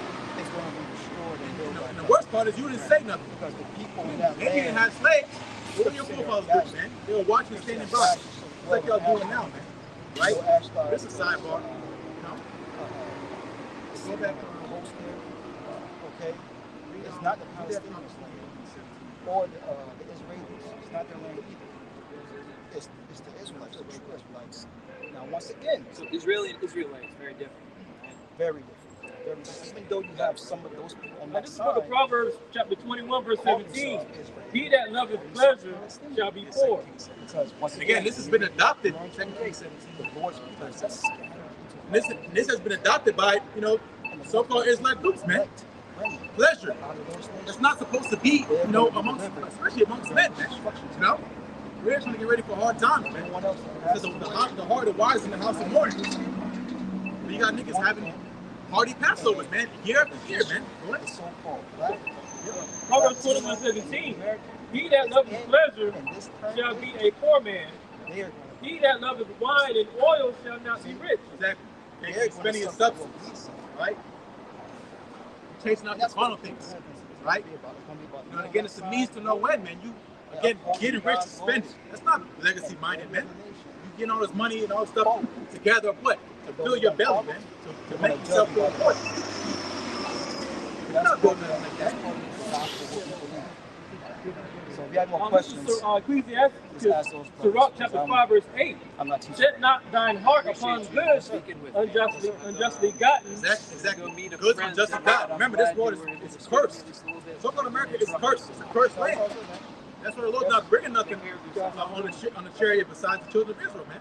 He's not beating up Lamborghinis, all right? He don't care about your bust down, all right? The Lord's not beating that up, okay? Because when we left Egypt, you know, we had gold, you know, we were straight. But we're not bringing nothing, man, into the ships, man. Hi. Hi. Again, these goods are unjustly gotten and it was stolen. Hi. But they shall not profit thee in the day of calamity. It's not going to do you no good, man. All the stuff you're glorifying in, okay, that you call porn, having a Benz, all right, having 3 wives, all right, it's not going to profit you in the day of wrath. So why are you putting your investment into it, man? Why are you putting emphasis on it, you know, because you speak on it because it's important to you, man. And that's why you always said, those that seek to save their life shall lose. You're going to lose all that shit. And then what's going to happen? You're going to fall, man, because you didn't want to eat the horseradish, man. You want to eat the lettuce. What? Is that it? That was it. Okay, go get that. Second King. Yeah. Because I don't get a point how the Lord, Jacob adopted these evil customs we're supposed to be purged from, boy. This is the book of 2 Kings, chapter 17 and verse 7. For so it was that the children of Israel had sinned against the Lord, Yahweh Bahashim Yahushai, their power, which had brought them up out of the land of Egypt from under the hand of Pharaoh, king of Egypt, and had feared other gods. Exactly. So after all the Lord did, okay, the marvelous works he did, okay, you know the story, man, right? How Jacob's behavior was. Ain't nothing worse than an ungrateful child, okay? Someone that, you know, you gave them something they can't pay you back. Ain't no way we can pay Yahushua back for what he did, okay? Then and now, okay? There's no price you can put on it, all right? For what? They feared other gods, man. And again, you might not know what you're doing, but you're serving other gods. When you serve other holidays, you celebrate holidays, okay? You call upon names that are not of the Lord Yahweh Shai, okay? Taking in and participating in certain things you shouldn't be doing, You're worshiping another God, man. You're worshiping another Yahweh Shai, man. Okay? Because why? Because again, because of your own foolishness. Go ahead. 2 Kings 17. Money, right? Money, you nigga can't go a day without having money in the account. Okay? Because you fear the God of money, man. God of mammon. Go ahead. It's the book of 2 Kings, chapter 17 and verse 8. And walked in the statutes of the heathen, whom the Lord, Yahweh Ba'ashim Yahushua, cast out from before the children of Israel, and of the kings of Israel, which they had made. Yep. So again, they walked in the statutes of the heathen. Jacob's still adopting these heathenistic customs and bringing it into the truth, which we're supposed to be purging ourselves from. We just say we escape that through the knowledge, the pollution of the world through the knowledge, man. You know, being masked up, wearing all black, okay, being strapped, right, walking and throwing up gang signs and shit, talking about big G, little G's, and all this other stuff, man. You know, that's heathenistic customs, man. All right, and that's gonna lead to your destruction, man. You again adopting these corrupted, wicked customs that should not be around us, man. We're a holy nation of people, man. You know, but Jake don't consider that they're doing evil, man. You know. I think it's one I read. Switch out. Isaiah 1:3-4. Isaiah 1:4. Because again, the point of us being in the wilderness is so we can be purged, man. Detox. You know, Egypt was a wicked place, man. Jake was there for 400 plus years, man. Imagine on the evil and wicked tendencies the Lord picked up and not knowing, man. You know, the same thing being here in America, man, being westernized. Right? You have to be separated from that. But again, Jake still want to assimilate, okay, and add things to the priesthood that shouldn't be added, man. You know? Wrapping up all this other bullshit, man. Making merchandise. But that's how you know it's a script, man. They just following the script. Read Put Isaiah chapter 1, verse 4. Ah, sinful nation, a people laden with iniquity, a seed of evildoers, children that are corrupted. They have forsaken the Lord. They have provoked the Holy One of Israel into anger. They are going away backwards. So imagine it. You know, you get mad about stuff you care about. So the Lord's, again, how pissed off the Lord is, man. Okay, you know, that's a button only the nation of Israel can press, man. You know, think about, you know, someone you care about. They know how to push buttons, man. That's the nation of Israel to the Lord, man. They know how to push them damn buttons, man. And they wonder why they get the reaction that they get from the Lord. That harsh, cold dose of reality, man. All right? Going away backwards because why? Because they chose their own delusion. They chose to be evil. Right? So the wrath that's coming is because you pissed the Lord off. Simple as that. But they don't consider doing evil. They'll say, damn, Jeremiah, why look at all this evil proclaimed against us, man? You know? When we ask what we're going to do, and the answer was, I'm going to go, you're going to get the sword, you're going to get pestilence, get the pestilence. You're going to go to captivity, that's sent for captivity. You're like, damn, what do we do? You forsaken the Lord Yahweh Ba'ashim Shai, man. Simple as that, you know? Read the next verse. Okay, it's Isaiah 1 and 5. Why should ye be stricken anymore? Yeah. Ye will revolt more and more. The whole head is sick, and the whole heart faint. Exactly. The Lord did everything, you know, everything to do, he could do to Jake to get them to realize what they're doing is wrong. Okay? The Lord showed them favor. He brought them down. Nothing works with Jake. Because you give Jake prosperity, especially in his flesh. It says that in Deuteronomy. Israel waxed fat and kicked, being ungrateful, man. You know, that's why Proverbs says never give me neither poverty nor riches. Because what happens with riches is you forget the Lord Yahweh Ba'ashim Shai. You know, it brings corruptness and rebellion. So the Lord's at a point now, what can I do for my people that I have not already done? Okay? I sent the messengers, I warned them over and over and over and over for decades. I gave them hell. And what they do, man? They revolt more and more. They find more ways to be evil. Because Jacob's not getting better, okay? Even in 2025, Jacob's getting worse, okay? No goals in life, you know. Jacob's is backwards, dark, evil. All I think about is evil, you know? Can't have a real conversation with them. Jacob's good as hell. Got nail polish and stuff, you know? So we're at the point now, the Lord is going to bring fire, man. That's all that's left, okay? Read it one more time. This is Isaiah chapter 1, verse 5. Why should ye be stricken anymore? Ye will revolt more and more. The whole head is sick, and the whole heart faint. Yep, and that's why, again, the importance of leadership. The whole head wanted the tribe of Judah. once Judah fell, it was inevitable that the tribes would fall after, man. So that's why, Yahweh Shai, the lion from the tribe of Judah, real leadership, true leader, okay, under the apostles on down, he raised up men to follow, because as we say, mark the perfect man, for the end of that man is peace. Okay? Also Paul said, be ye followers of me as I am of Yahweh Shai, man. There is a way out to all this foolishness and madness, and that's the true way, the old path. It's not gonna be cool, it's not gonna be, what as far as the world calls it, but it's the path that can lead to life, man. You play around if you want to, keep following these weirdos with these jumpsuits, and these starter packs, you're gonna find yourself disappointed. And as the apostles always say, don't come calling to us, man, because we can't save you. But we did warn you, okay? So those who are edifying, can pass to the next brother. Y'all watch your rock thumb.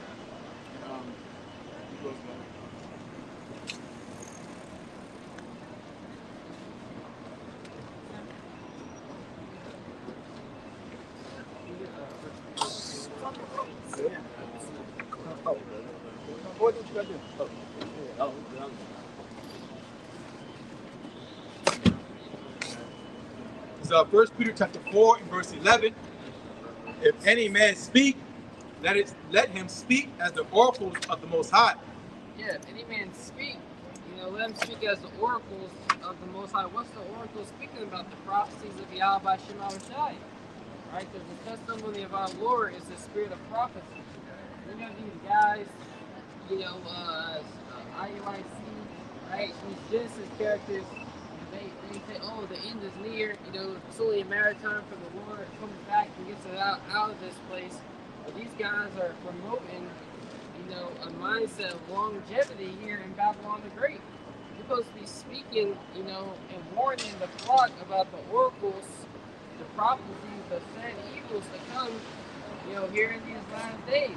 As we saw that protest, with free Palestine, that's a sign of what? That's a sign of uproars of the people, right? So uproars of the people are fastly approaching.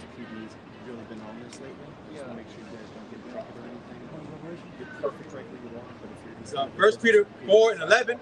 If any man speak, let him speak as the oracles of the Most High. If any man minister, let him do it as the ability which the Most High giveth. Yeah, if any man speak, let him speak as the ability that the Most High giveth. Because scriptures say if you don't know something, to hold thy tongue, to hold thy peace. You got men that have made themselves self-proclaimed leaders. Men that have put themselves, young men, that have put themselves in a position of leadership. Men who have not been given the authority, to go into the understanding of these scriptures.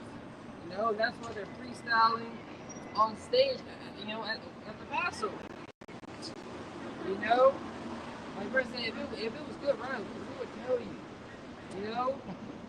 You guys should have hired a celebrity to come in and spit some freestyles for that. Because really, that's why you have talent. Everyone has their talents. And the men of the Lord, we've been given the talents to go into the Holy Scriptures, right? To break this word down to you, right? Yeah. Finishing 1 Peter 4 and 11, it says that the Most High in all things may be glorified through Yahweh Shai HaMashiach, to whom be praise and dominion forever and ever. That's right. That Yahweh by Hashem Shai may be glorified. We're here to glorify and to speak. The things that Yahweh by Hashem Shai is about to bring to pass here in these last days. Before we get Revelation, before we get Isaiah 53.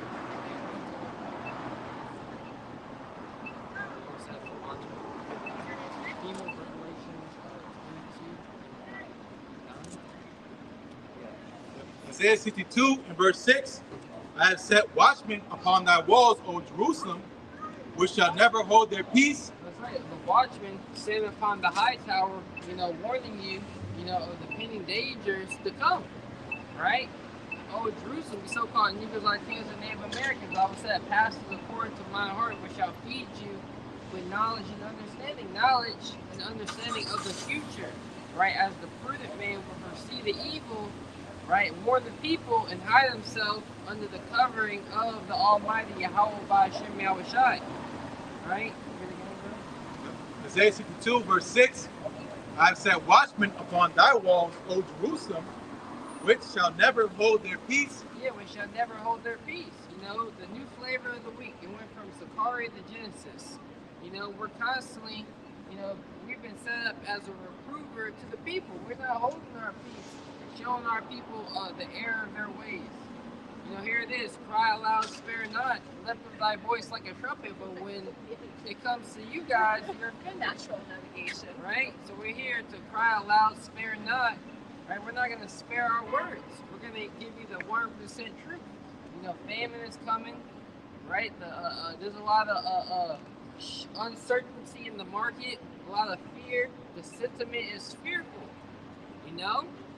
And you're going to see a lot of people, you know, lose their wealth. You know, the middle class is going to become part of the poor class, and the rich are only going to get richer. You know, it's all to bring in and to usher in and have these people submit to the MOTs to be system, right? This is James 2:9. It says, but if ye have respect to persons, ye commit sin, and are convinced of the law as transgressors. So pretty much backing up your point, man. All right, the Lord is not a respected person. All right? We're the mouthpiece of the Heavenly Father, man. Whether you want to believe it or not. Well, y'all don't look like man going, fuck you. All right? With a stiff middle finger, man. That's how the Lord's coming nowadays, man. And we read earlier, Lord, you know, the weak things of Yahweh, you know, are mighty, you know, are stronger than the might of men. Right? Yeah, we're looked down upon, right? But we don't care. We got the truth. We got nothing to be ashamed of. It's you guys who got the skeletons in the closet. You know, doing all type of evil and wickedness, and then turning on the camera acting like you ain't done no evil. Right? You wanna? Yeah. Just to back that up real quick, because this is Yahweh Shai defending John, the Baptist wilderness. It's I'll get the one in Luke. So Luke chapter 7, verse 24. And when the messengers of John were departed, he began to speak unto the people concerning John, what ye out into the wilderness for to see? A reed shaken with the wind? Yep. Verse 25. But what went ye out for to see? A man clothed in soft raiment? Behold, they which are gloriously apparel, and live deliciously are in king's courts. That's going to the point. I'll read the next verse. Luke 7:26. But what went ye out to see? A prophet? Yea, I say unto you, and much more than a prophet. So again, you know, the Lord is cutting the men out there to hear John's message. You know, they expect him to look a certain way, you know, to carry a certain demeanor, according to the world standards, of being dressed up in, you know, super duper delicious garments, you know, well groomed, you know. Maybe he talked rough. I bet he did talk rough, you know. But the point is, you came to see a prophet, right? You came to see who's going to warn you from wrath to come, man. Again, going to that the scale that Jake measures is according to fleshy eyes, man. Not going to the spirit. That's where they're going to be led astray. Yeah, talking about yeah, like, let's just figure this out. Yeah. Read it again. Because they're not talking about it. And you see, okay, so that's the whole point of communication. Yeah. Isaiah 62, verse 6. I have set watchmen upon thy walls, O Jerusalem, which shall never hold their peace, day nor night. Ye that make mention of Yahweh, Shai, keep not silence. Yes, we're not going to keep silence with all the wickedness that's going on in Israel. Nor are we going to cease to warn you, right, of what's coming, right, and what is happening right now. You got people losing millions of dollars. You know, I was watching the elder Ariella from Dallas. He was going to, he saw someone lost $210 million in the market being liquidated. You know, and that's how when you research how the Great Depression happened, you know, which you know what they call Black Thursday, you know, in the stock market. You know, it was a ripple effect of margin calls, right? Where you know, the stock price was dropping so low. What is a margin? You know, what is marginal lending? You know, well, when you buy a piece of a company, right, which they call shares or stocks, right, the margin is the loan on the asset of the company, the shares of the company that they're giving you to buy more of, right? So you buy shares of that company, and they're willing to. You're able to get a loan from the shares that you own to buy more shares, right? And it comes to a point once the price drops, right? It starts a margin.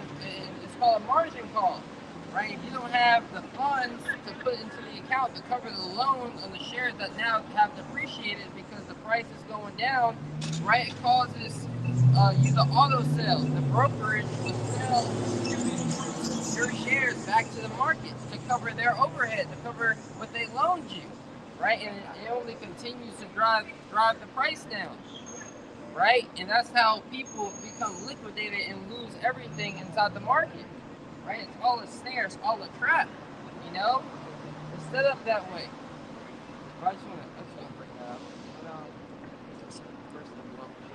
Isaiah 62, verse 7, and give him no rest till he establish, until he make Jerusalem a praise in the earth. That's right, and that's what we're out here speaking about. You know, the praise, you know, that Jerusalem is going to receive in the earth.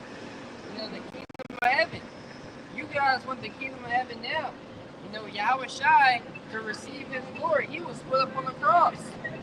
You know, and he said, if any man will be my disciple, let him come and follow me and bear his cross. So we have to walk after the example of Yahweh Shai, right? But you got guys saying we don't gotta worship Yahweh Shai, right? So we're here to walk in the example of Yahweh Shai, to bring out the prophecies of the Lord, and to hold fast that which we've been given, because an hour, a temptation, an hour, a time like none other is coming to the planet Earth. No, what you asked for. This is the book of Revelation, chapter 22, verse 9. It says, then saith he unto me, I'm sorry, 8? Yeah. It says, and I, John, saw these things and heard them, and when I had heard and seen, I fell down to worship before the feet of the angel which shewed me these things. Yeah, because the angels were very fierce and mighty. You know, he saw Edom. You know, and the Lord is going to send forth his mighty angels to judge the wicked of our people. You know, the angels go to and fro in the earth, you know, beholding all the ways of men, the good and the evil. And they're bringing the reports back to the Heavenly Father. And they're mighty. Brothers get attacked in their sleep, right? Angels on the left-hand side, you know, hold brothers down, right? But through the name of the Lord, we're able to conquer them, right? We're not here to be in the king's house looking all good. The Lord is raising up spiritual men, spiritual warriors. And we're on the front lines of this spiritual war, right? The Lord, Ezekiel 37, an exceeding great army, right? Men who are willing to lay down their lives for the cause of Yahweh Shema Shai. And you see it happening now, right? This is Revelation chapter 22, verse 9. Then said he unto me, see thou do it not, for I am thy fellow servant, and of thy brethren, the prophets, and of them which keep the sayings of this book, worship Yahweh. Yeah, so to keep the sayings of this book, that's what's important. The sayings that are written in this book, you're supposed to keep that in remembrance. You're supposed to constantly be thinking upon the evil to come. Scripture say, think upon the end and the wrath that shall be at the end, right when the day of doom shall be here. This is what we are thinking about because we understand it's coming, right? So we need to prepare our minds, you know, and get right. Constantly repenting, constantly examining yourself, right? Understanding that what the main purpose of us being called into this ministry is. It ain't to get a name and praise and fame, you know, and reputation above our Lord Yahweh Shema Shai. You know? It's the book of Revelation, chapter 1, verse 3. Blessed is he that readeth, and they that hear the words of this prophecy. Yes, it says, blessed is he that readeth. What it means to read, it means to get the understanding of what you're reading. You know, because many guys twist and mingle the scriptures to fit their belly, to fit their agenda, what they want to push. Right? Yep. This is the book of Revelation, chapter 1, verse 3. Blessed is he that readeth, and they that hear the words of this prophecy, and keep those things which are written therein. They that hear the words of these prophecies, right? Understanding the time of Jacob's trouble is fastly approaching. You got guys saying the Lord's about to come in. What about Jacob's trouble about to happen? What do you think is going to happen during the time of the hour of temptation? See, these, they are the circumcision. Really, they are the circumcision. I was thinking about this. You really the worst guys. You know? I'd rather, you know, I'm sorry. Yeah, worse than Jacob in the world. You know, you got family members that's wicked. I'd rather chill with them at the cookout than a nigga that say they're Israelite. You know? Family cookout. Now, you're not invited, my guy. Yeah. Especially if you're gonna be a big G, little G.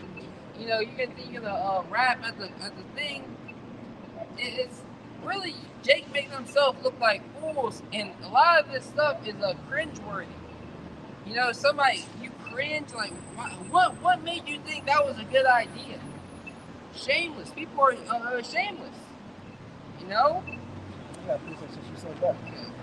It's Ecclesiastes chapter 3, verse 24. It says, for many are deceived by their own vain opinion, and an evil suspicion have overthrown their judgment. Yeah, man. You wonder why they're doing that? Because that wicked ass mind. You know?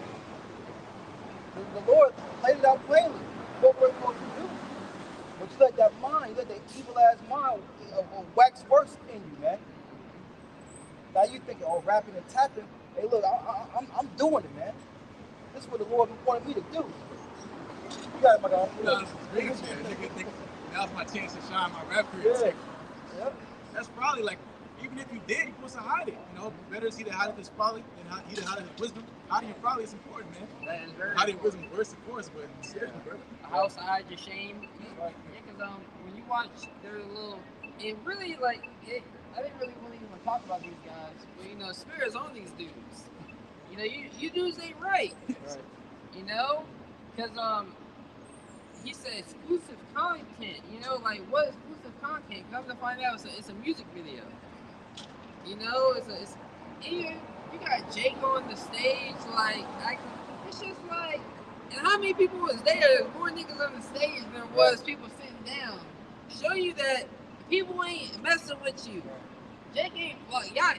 You guys got the weirdos of Israel harking on to you. I mean, you saw the King David demon, the one that during the royalties of Israel, ROI. Royals of Israel, the dude that with the ham, the pork. Oh yeah. Yeah. The spread. Yeah. You know, man, look at them guys, and you know, as far as that congregation, I always say this. I don't see myself going and hanging out with a member of IUIC just for no reason. So a member of ISBK just for no reason. What is there to hang out? Look at them. We can see your spirits and you're really people want to be around. We at the job, and I'm gonna avoid you at all costs.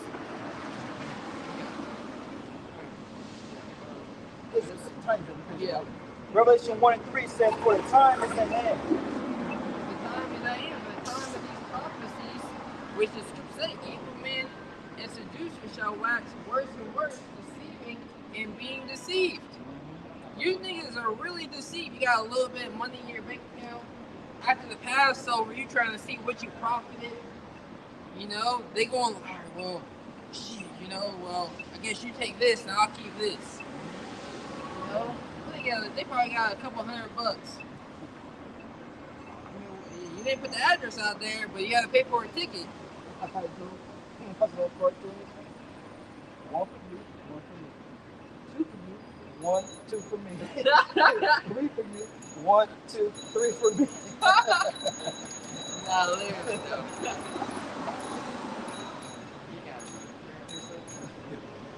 Matthew 24, start at 21. Matthew 24, verse 21. Red letter, I was trying to speak it. It says, "For then shall be great tribulation, such as was not since the beginning of the world to this time, no, nor ever shall be." Yeah, then shall be great trouble in the earth.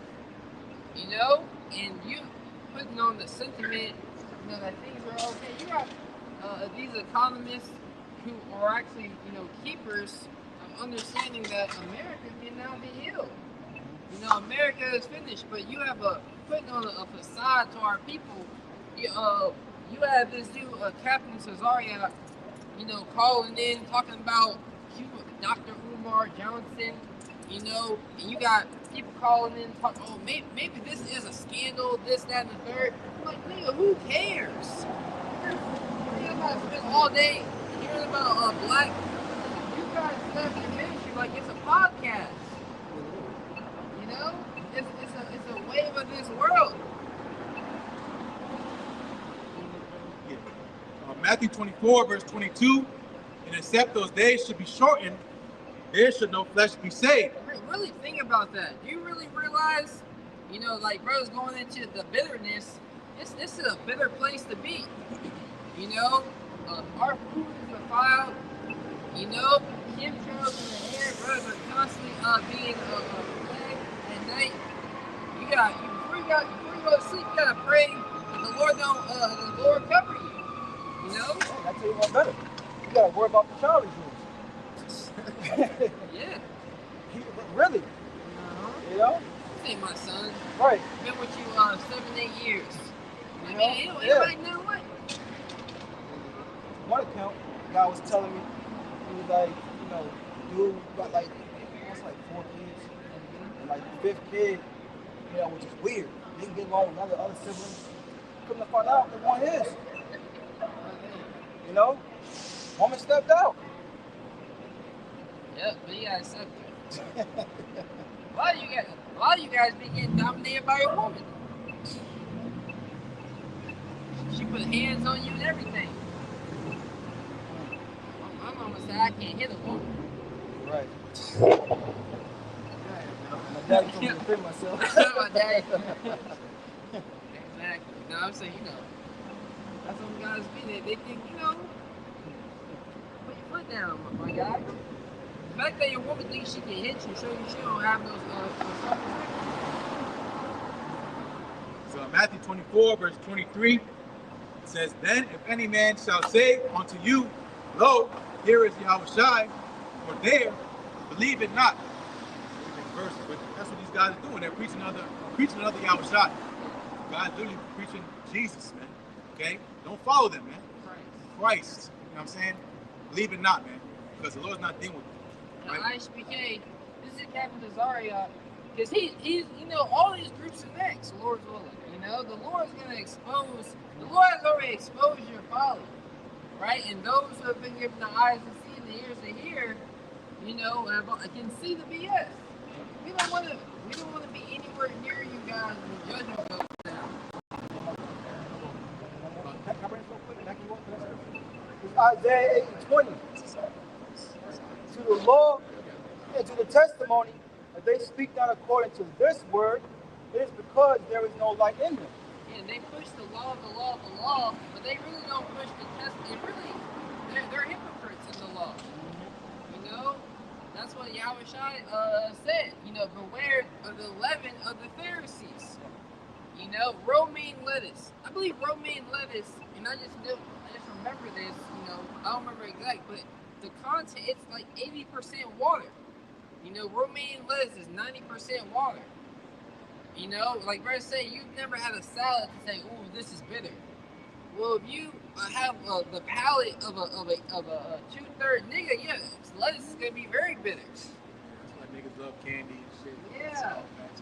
Shoot, ever since we did the horseradish, put a little maple syrup or honey in my drink. Oh, it's not even sweet no more. It tastes kind of bland, you know. And so it's good to have the bitters, you know. Jay quite saying that shit because he got worms, bro. The worms is talking. You're not having no bitter because he got worms. He got tapeworms. The worms say, nah, don't. No, don't eat that Don't. good shit. Don't like do the it. You sweet don't shit. need it. Sit in your stomach. Because them worms got them. Brain too. Yeah, they got they have a spirit. They come with a spirit, the energy. They're opposing spirit, you know. They don't got enough microbiome in his gut, you know, to fend off, you know, those worms. And the bitters help. You need bitters, you know. Shoot, brothers be on cloves and things like that. You know, ginger, garlic. It's good for the body. It's good for the digestive system. You know, and it's good to remind you. I know it's when we was eating those the horseradish, you can feel like stress being relieved. You know, in your like in your joints and stuff. You know, you had a bunch of tension in your neck. You kind of felt that kind of relief. You know, because we're being weighed down. We can see the spirit realm. You know, angels trying to hold us down.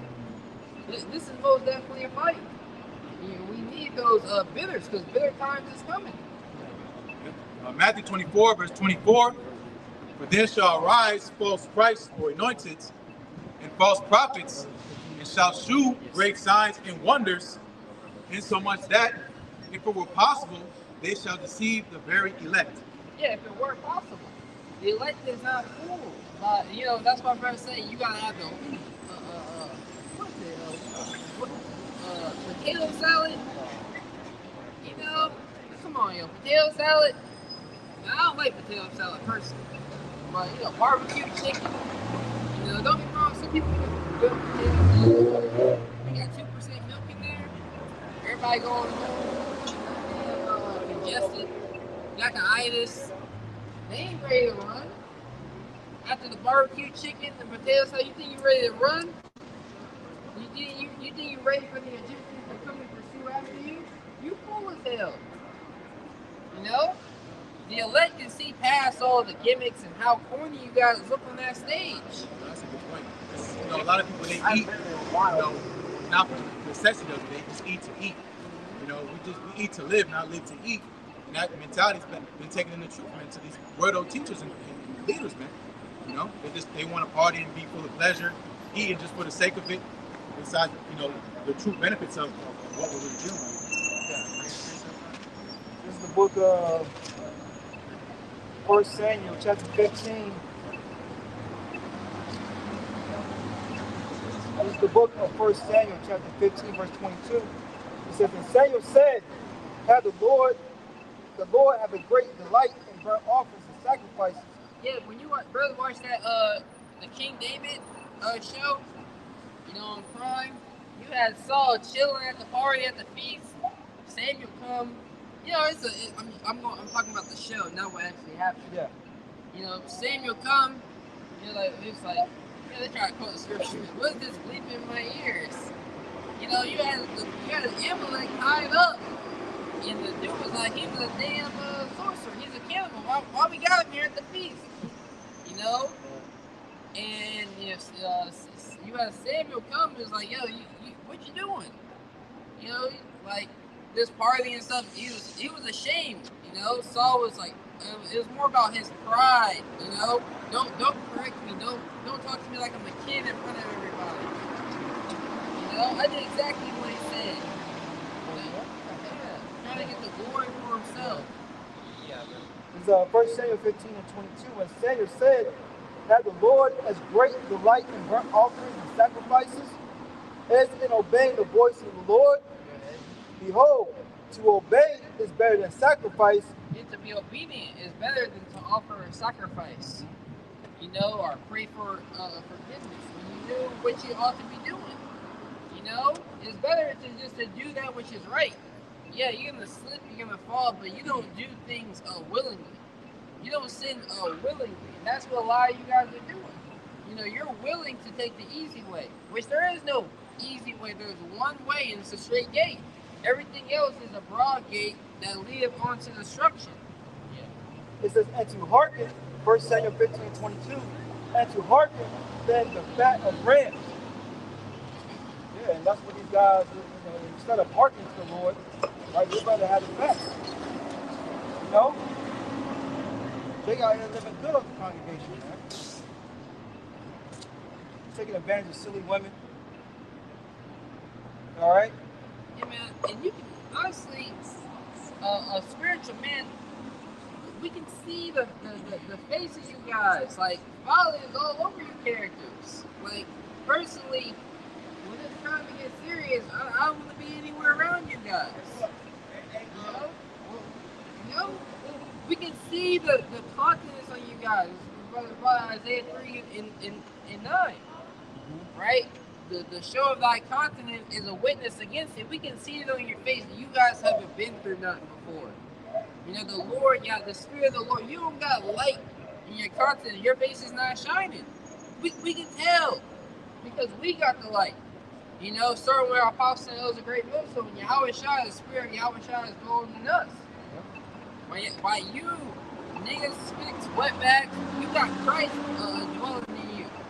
You know, Spirit of an Edomite. The Lord said, y'all pretty much just do what I ask. You know? The hell with these sacrifices, do what I ask. You know? It's like, sorry, go ahead. You got a woman, if you tell her to do something, make me a meal. Well, I want to make the bed first. I want to do this and then, I took the trash out. I'm hungry now. Go cook me something now. You know, the hell with that shit can wait. The hell with that. That was the spirit Saul was in. Yeah. Because he thought he had another agenda for the land and stuff that he grabbed up that the Lord told him to destroy. He said, well, I was going to make a sacrifice unto you. So that was his justification. The Lord just said, do what I told you to do. I don't need you to do all this shit. That's what Elijah said when he came on the widow and her son. She was like, well, I was going to do this. He said, no, make my bread first. You know, make the cakes first. Yep. You know, and then this house will be blessed. You know, if you want to be, you gotta be obedient if you want your house to be blessed. She was in the nigga woman spirit. Her other son would have been through. You know? You had the Elder Ayathon, GMS on air. Well, he has another channel page now. But the end up coming online, he posted a little short. She's like, I'm 30 years old, I'm single, and I'm not settling. You know, she said, I can squat 250 pounds. She said, I'm a woman who's working on bettering her gut health. I'm just like, what about your characteristics? You know, these accolades, like, it's a damn award show. Everything is about, look what I can do, but what about the inward man? You know, the inward woman. Ammon or Moab, woman was breaking it down about the age of women. They would say in their society, if a woman's single by the age of 30, because maybe think about that. Yes, amen. Yeah, you know, but you ain't worth, what's the saying? You ain't worth the juice. Yeah, she's called like bad soup or something. Yeah, yeah. Basically like bad soup. Mm-hmm. Spoiled goods pretty much after 30. And if you're not married by then, you're like, well, what's wrong with you?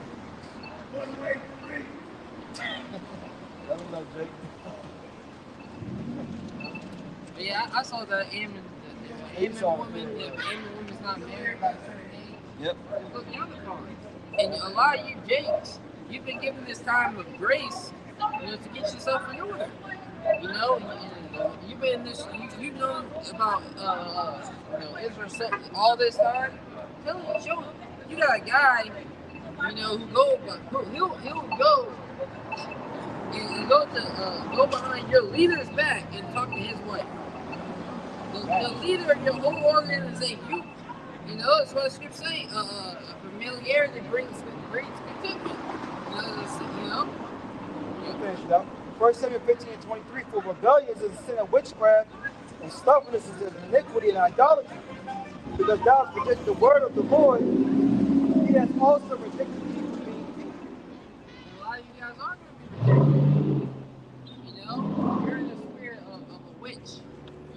Trying to push an enchantment in your own agenda to bend the people of the Lord, the sheep of Yahweh Shemel according to your tune. Right? Being stubborn, not receiving correction.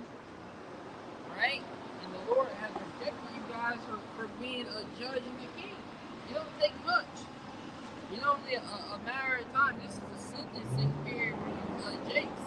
In the time of Jacob's trouble, you Israelites, they had the circumcision, you're gonna catch holy hell. You know, the death angel's gonna come, you know, and come and break up that house, because you don't got the blood of Yahweh Shai upon the doorpost of your mind. What do you think the Passover is all about? You know, to remembrance of that death angel, you know, coming, you know, and slaughtering the Egyptians. But imagine if a Jake didn't put the blood on the doorpost, the death angel would have came to that house too. You know, and those angels, those spirits created for vengeance, are going to come after you guys, right? Can you get that Revelation 16 and 15? This is Revelation chapter 16, verse 15. Behold, I come as a thief. Blessed is he that watcheth and keepeth his garments. And what does a thief do? A thief comes to spoil, you know, to break up, to take captive, you know. In the scripture, how shall a strong man's house be broken up unless the strong man be bound up? When you've been bound up in your mind. You guys are slaves to your lust. You're servants to your lust. You know? And Jake don't even realize. Jake don't got no control over what they do. They don't have the will to fight off their temptations. That's why they submit. They're under the subjection and the authority of their lusts. That's a great point, because people surround themselves around people with the same lust that they have. So in order to come out of that, you got to separate all those people that you surround yourself with, those environments. And that's hard for you. Yeah, you can't see it, guys. You can't see these self-proclaimed leaders in Israel as lame. I don't know what. It is what it is. You know? Yes, Revelation 16 and 15. Behold, I come as a thief. Blessed is he that watcheth and keepeth his garment. Yeah, the garments represents his truth. You know, the scriptures say to be the robe of righteousness. You know, you're supposed to put on truth as a breastplate. You know, you're supposed to wear this truth. You're supposed to put it on. It's supposed to be seen on you. You know, through your actions, through your character, right? The way you carry yourself. Right? I'm gonna finish it up. It says, "Least he walk naked, and they see his shame." At least they walk naked, so at least to avoid the risk of your shame being seen. Right? And we all got things to be ashamed of. We're not perfect, but we're covered. You know, we're constantly putting on to the best of our ability, right?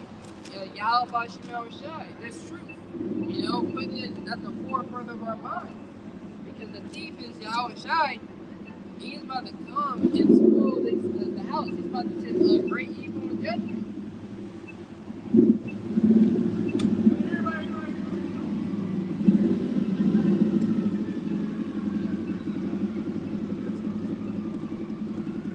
Amos chapter 9.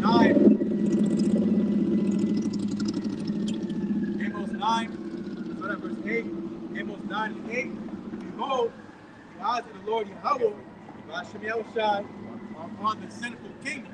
The eyes of the Lord, the eyes of Yahweh, Hashem Yahushai, are upon the simple kingdom. The simple kingdom, you know, is ultimately Israel. You know, the land of Israel, Yahweh, the Lord said, "This is my favorite place. My eyes are always on it," right? But in these days, it's a people who, Israel's always been a people before it's a place. The Lord's eyes are constantly on the children of his people, right? In the kingdom of Israel, right? Because we're supposed to be a kingdom, you know, that exudes in righteousness. We've become a kingdom full of sin, right? And the Lord is displeased with the sinful kingdom that our people have become. Yep. Amos 9 and 8. Behold, the eyes of the Lord Yahweh, Hashem Yahushai, are upon the sinful kingdom, and I will destroy it from off the face of the earth. And I will destroy it from off the face of the earth. So you wicked Israelites are going to be destroyed. Is it not for you to know judgment, O house of Israel? You know? You so-called elders. Man. If you can't see that these guys ain't right, you're going to receive the judgment that they receive. The judgment of the prophet shall be even to them as seeking unto them. Right? Here's Amos 9 and 8. It says, saving that I will not utterly destroy the house of Jacob, saith the Lord Yahweh Bashmi Al-Shai. Yeah, because like we read earlier, at least the Lord have left a very small remnant. You know, we've been likened unto Sodom and Gomorrah. We've been a nation never to be built up again. Because leave it at the hands of you evil leaders. You have a mindset, the mindset of an Esau either.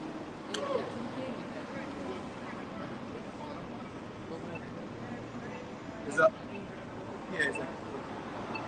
Ecclesiastes 10, verse 16, it says, woe to thee, O land, when thy king is a child, and thy princes eat in the morning. Yeah. Woe to thee, O land, when thy king is a child. You so-called elder, you're a bunch of novices. You know, you're elder by title only. You know, you're a leader by title only. You know, where is your merit? You know, where are your works to back up, you know, that rank that you've given yourselves? Guys riding on a horse. You didn't even keep the Passover the night it was supposed to be kept. Kept it on the day before. So all Israel can see your father. Yeah, they keep Saturday and Sunday. See, right?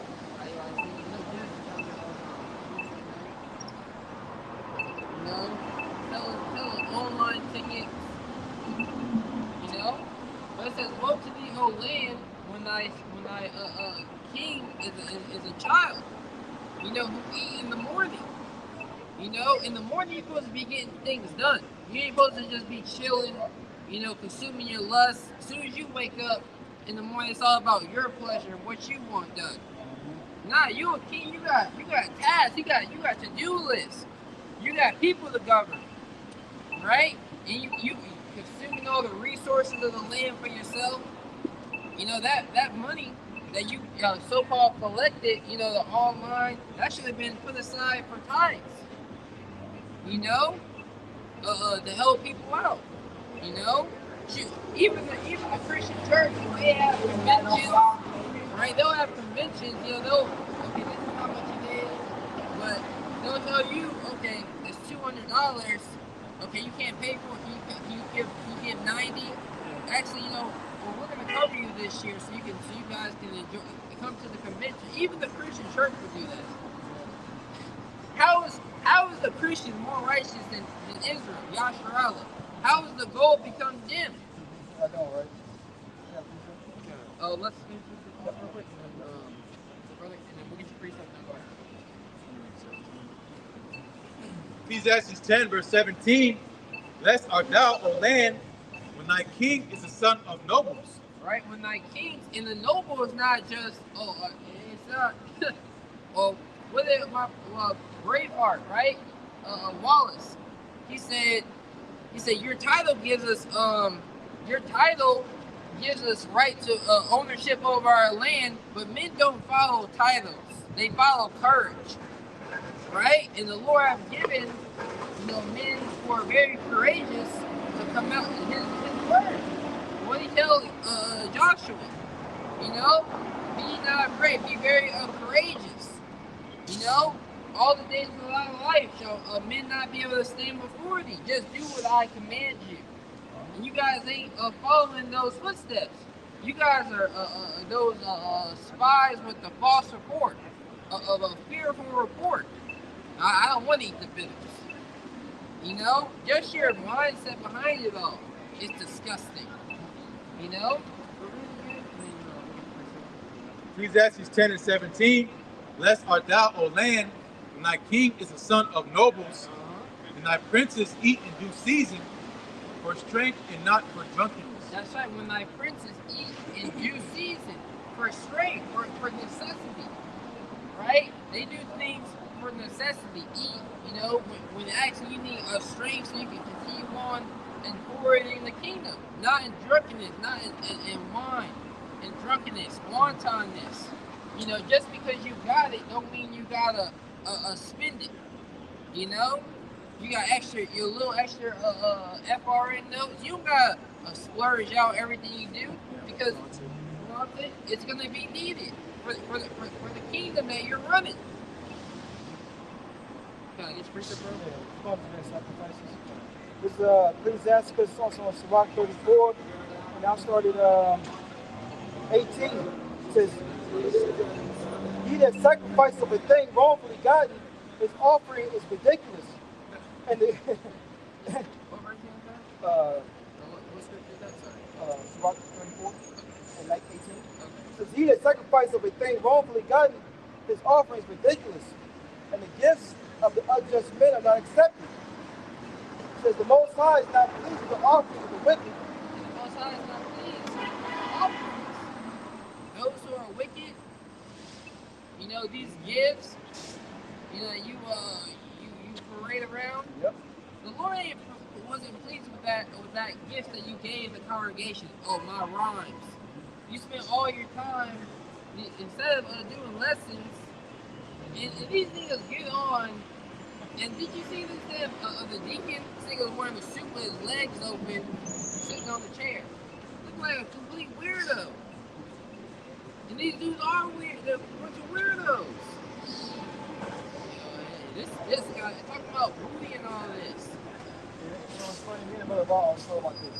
You know, we can tell who is like, you know, like a brother, like who the hell is this brother in the world? You know what I'm saying? Yeah, that's what I was saying earlier. Yeah. I wouldn't have hung out with a deacon.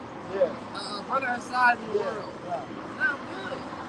They don't want to tell your woman, yo, oh, you over there talking such and such. Yeah. You know you're Yeah. Gossip. Yeah. Trying to get the ladies. Yeah. His woman come talk to you, you know? Right. Like, yo, what you doing up here, girl? Right. Man, leave me the hell alone. You like leaves. Yeah. It says, Sirach 34:19, "The Most High is not pleased with the offerings of the wicked, neither is he pacified for sin by the multitude of sacrifices." Yeah, by the multitude of sacrifices.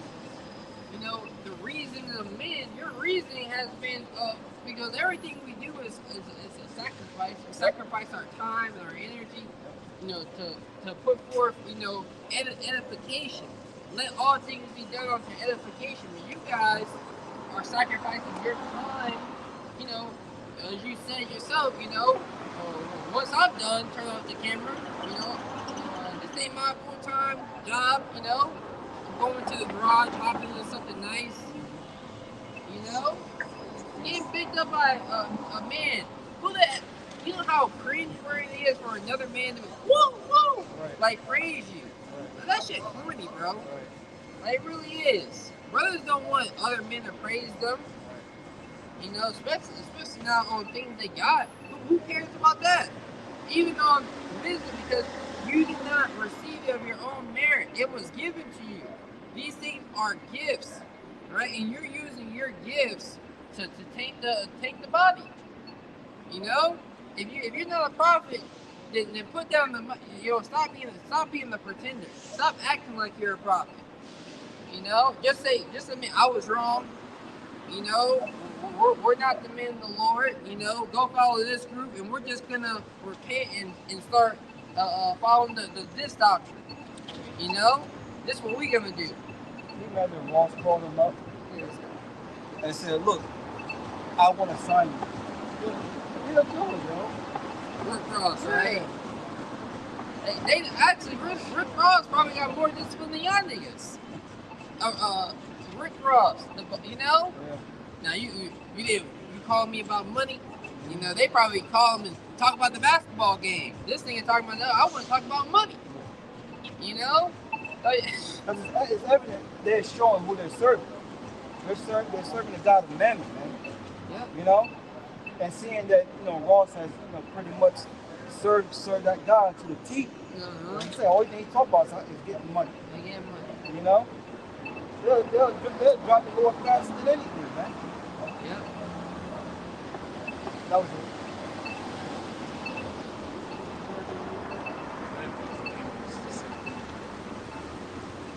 Amos chapter 9 and verse 9, for lo, I will command, and I will sift the house of Israel among all nations, like as corn is sifted in the sieve, yet shall not the least grain fall upon the earth. So this word is that sifting agent.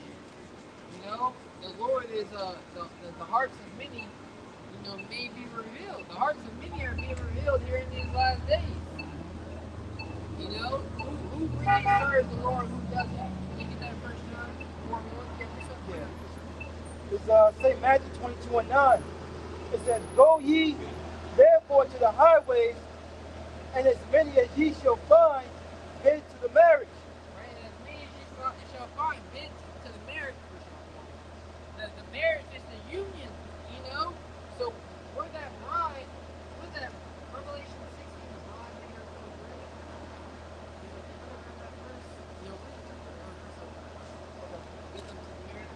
ready. St. Matthew chapter 22, verse 9. Go ye therefore to the highways, and as many as ye shall find, bid to the marriage. And as many as ye shall find, bid to the marriage, that union of the nation of Israel coming back to the Heavenly Father Yahweh, by Hashem Yahweh Shai. Right? That's the marriage.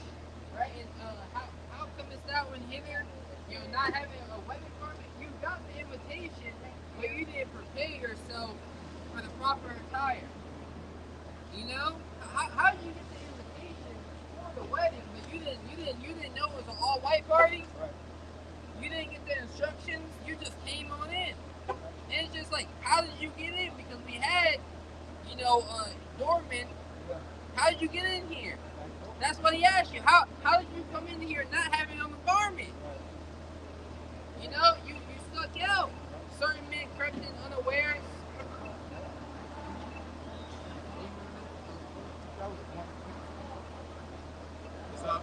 Revelation 19 and verse 7. Yep. Let us be glad and rejoice and give honor to him. For the marriage of the Lamb is come, and his wife had made herself ready. That's right. And the wife, guys, the wife had made herself ready. These guys, all these other groups, Genesis, ISUBK, IUIC, Sakari, right? I said ISUBK. They're not getting their congregation ready for the return of our Lord Yahweh Shai, the wife of the Lord, which is the true believers of Yahweh Shai, right? Serving the Lord sincerely and truth, understanding that a time of evil like none other is coming, right? A time of trouble is making themselves ready. You're not giving each member the whole armor, man. When you go to war, you watch these war movies, before they even get their weapons, what's the first thing they're getting? They're getting the armor. Putting the helmet, the shield, and the breastplate, all they're getting those things first before they get the weapons, man. And they're not giving their congregation or their members that, man. We're supposed to be called defenders of the gospel. That's not defending the gospel. That's right. We're saying give not the appearance of evil. Even if he was doing a so-called righteous thing, it don't look right, man. Right. Because again, you niggas tying into that black shit into what we got going on. The Lord has a holy heritage for us, not just rap culture, black culture. Right. Really, because the priests were garments. When you watch these guys, they look like they're just, recording. If they got the fringes on the t-shirts, it's just like, okay, well, if you're a leader, well, where's you're supposed to represent for our heritage, Like the brother from the Saints of Jersey. Like the one video he did on, what was that? What there's like groups. He said, if you mute it and just hit the play button like a rap video. Yeah. You know what I'm saying?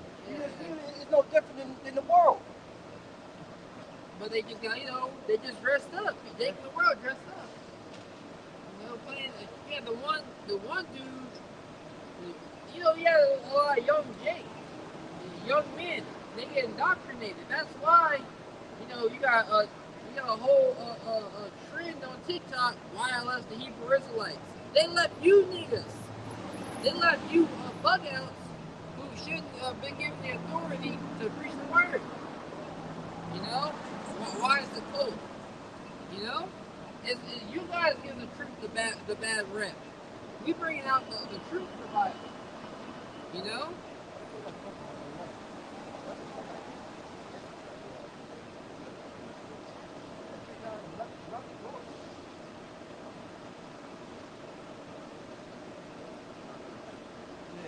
Revelation 19 and verse 8, and to her was granted that she should be arrayed in fine linen, white and clean, for the fine linen is the righteousness of the saints. In the fine linen, right? That the woman, right? The true believers of Yahweh Shema Shai, they would have fine garments on, and this, not so much, you know, just the outside garments, but in the spirit, right? The righteousness, their righteousness would show who they really are. Their faith in Yahweh Shema Shai, how they carry themselves, you know, the doctrine, the 100% truth. How can two walk together except they be agreed? We're not here to walk with everybody. We're here to keep pace with our Lord Yahweh Shai.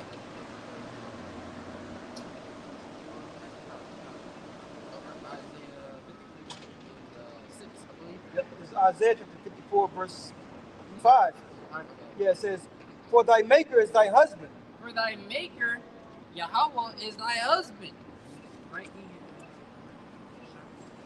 Yep, it says the Lord of hosts is his name. The Lord Yahweh Ba'ashem Yahweh Shai, the Lord of armies, is his name. Right? Okay, brother. And thy Redeemer, Isaiah 54 and 5, the Holy One of Israel. The Redeemer, the one that's going to save us. Because Deacon Assad, you know, brother, Deacon, I can't remember the dude's name. Deacon, what's the dude's name? Deacon what?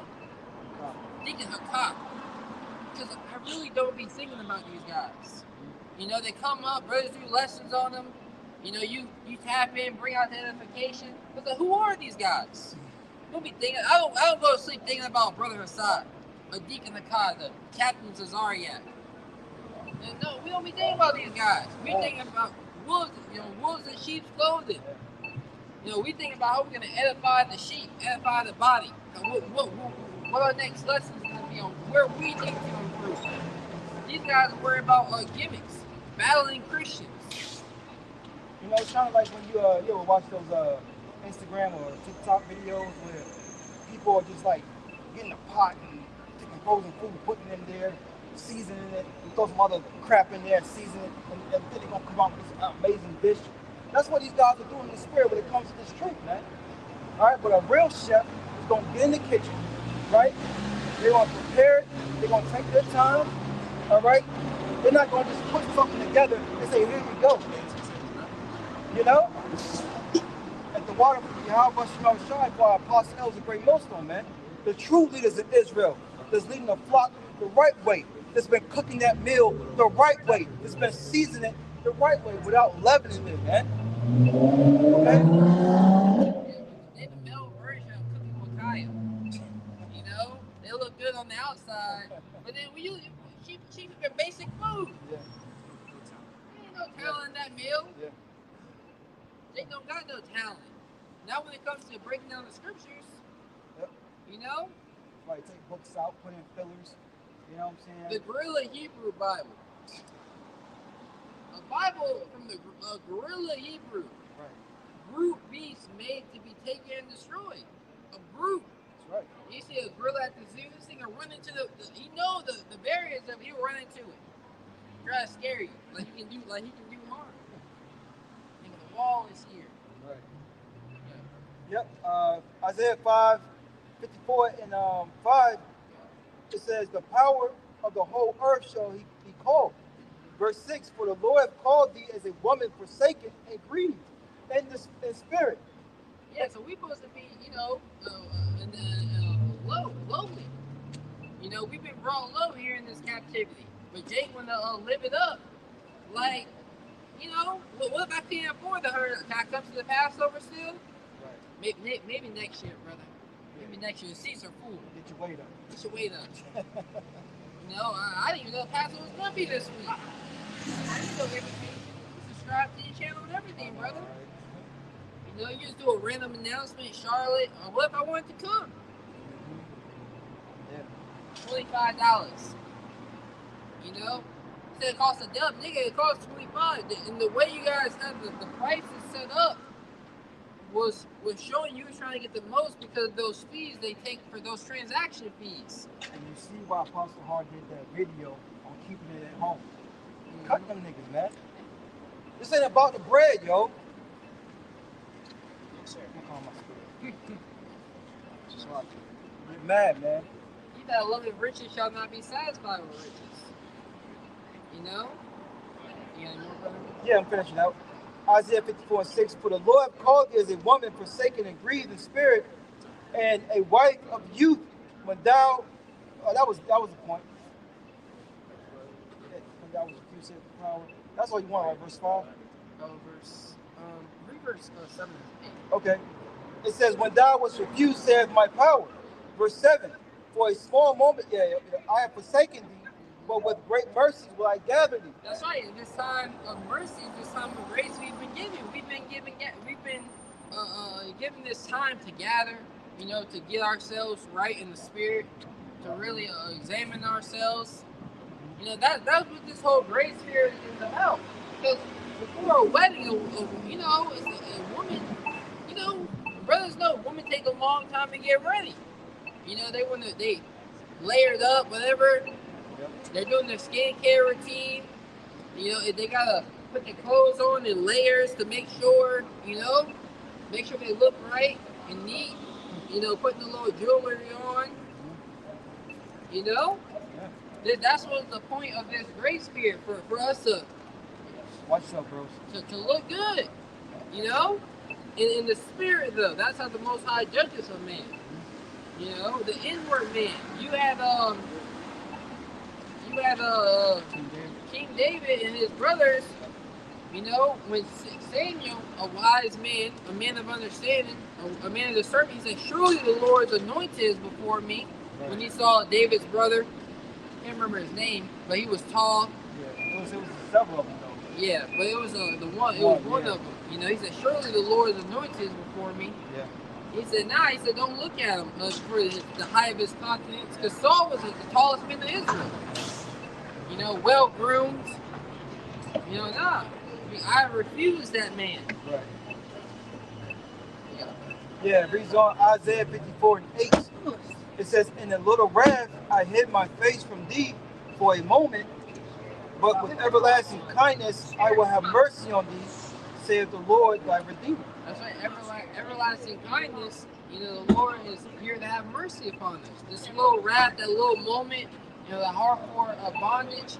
Now is the time for us to really understand, you know, what this truth is all about. What serving Yahweh by Shema Shai, the right way we're supposed to be learning from the mistakes that our forefathers made, which we are our forefathers, coming back. Here it is in these last days, the Lord gave you one more chance to try it again. You know, to really serve Him.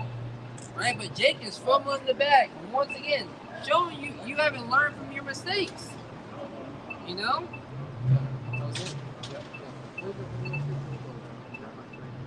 It's Jeremiah 3 and verse 14. Turn, O backsliding children, saith the Lord Yahweh, Bashem Yahushai, for I am married unto you. Yeah, like we told this guy, you know, like Elder Pastor said, this guy ain't part of the elect. You know, we can see that. You know, you weren't part of the elect. You were considering you were repent. The true Israelites, the true believers of the nation of Israel, that's what I meant to say, the hopeful elect are turning because we understand we backslid. We did wickedness. We've done wickedness in this lifetime. Right? But we have become unrecognizable. Who I was, you know, before I came into the truth, we are no longer those people anymore. Family members don't, old friends, you know. Jeremiah 3 and 14, turn, backsliding children, saith the Lord, for I am married unto you, and I will take you, one of a city, and two of a family, and I will bring you to Zion. That's right, so a small sanctuary during these last days is being gathered. Right? The Lord ain't dealing with the masses. The Lord ain't dealing with every Israelite group. Just because they got the t-shirt and fringes and ornament of fringes. You know, you gotta discern whether a man serves the Most High and whether he serves him not. It's about the doctrine. You know, at the end of the day, who's pushing the will of Yahweh Shemashah in the earth? Who's telling you about Jacob's trouble? A famine is coming. Civil unrest, World War III, a time like none other, where you're gonna need that personal relationship in the faith in Yahweh Shemashah to overcome. You know? You know, so it's been a beautiful weekend, you know, to come out here once again to preach the downfall, the destruction of Babylon the Great, preaching America in the Holy Scriptures and the salvation to the so-called Negroes, Latinos, and Native Americans, the gospel, the good news. You know, before we close out, we give all praise, honor, and glory to the Heavenly Father and His only begotten Son, Yahweh, Ba'ashem, Yahushua, Ba'ashem,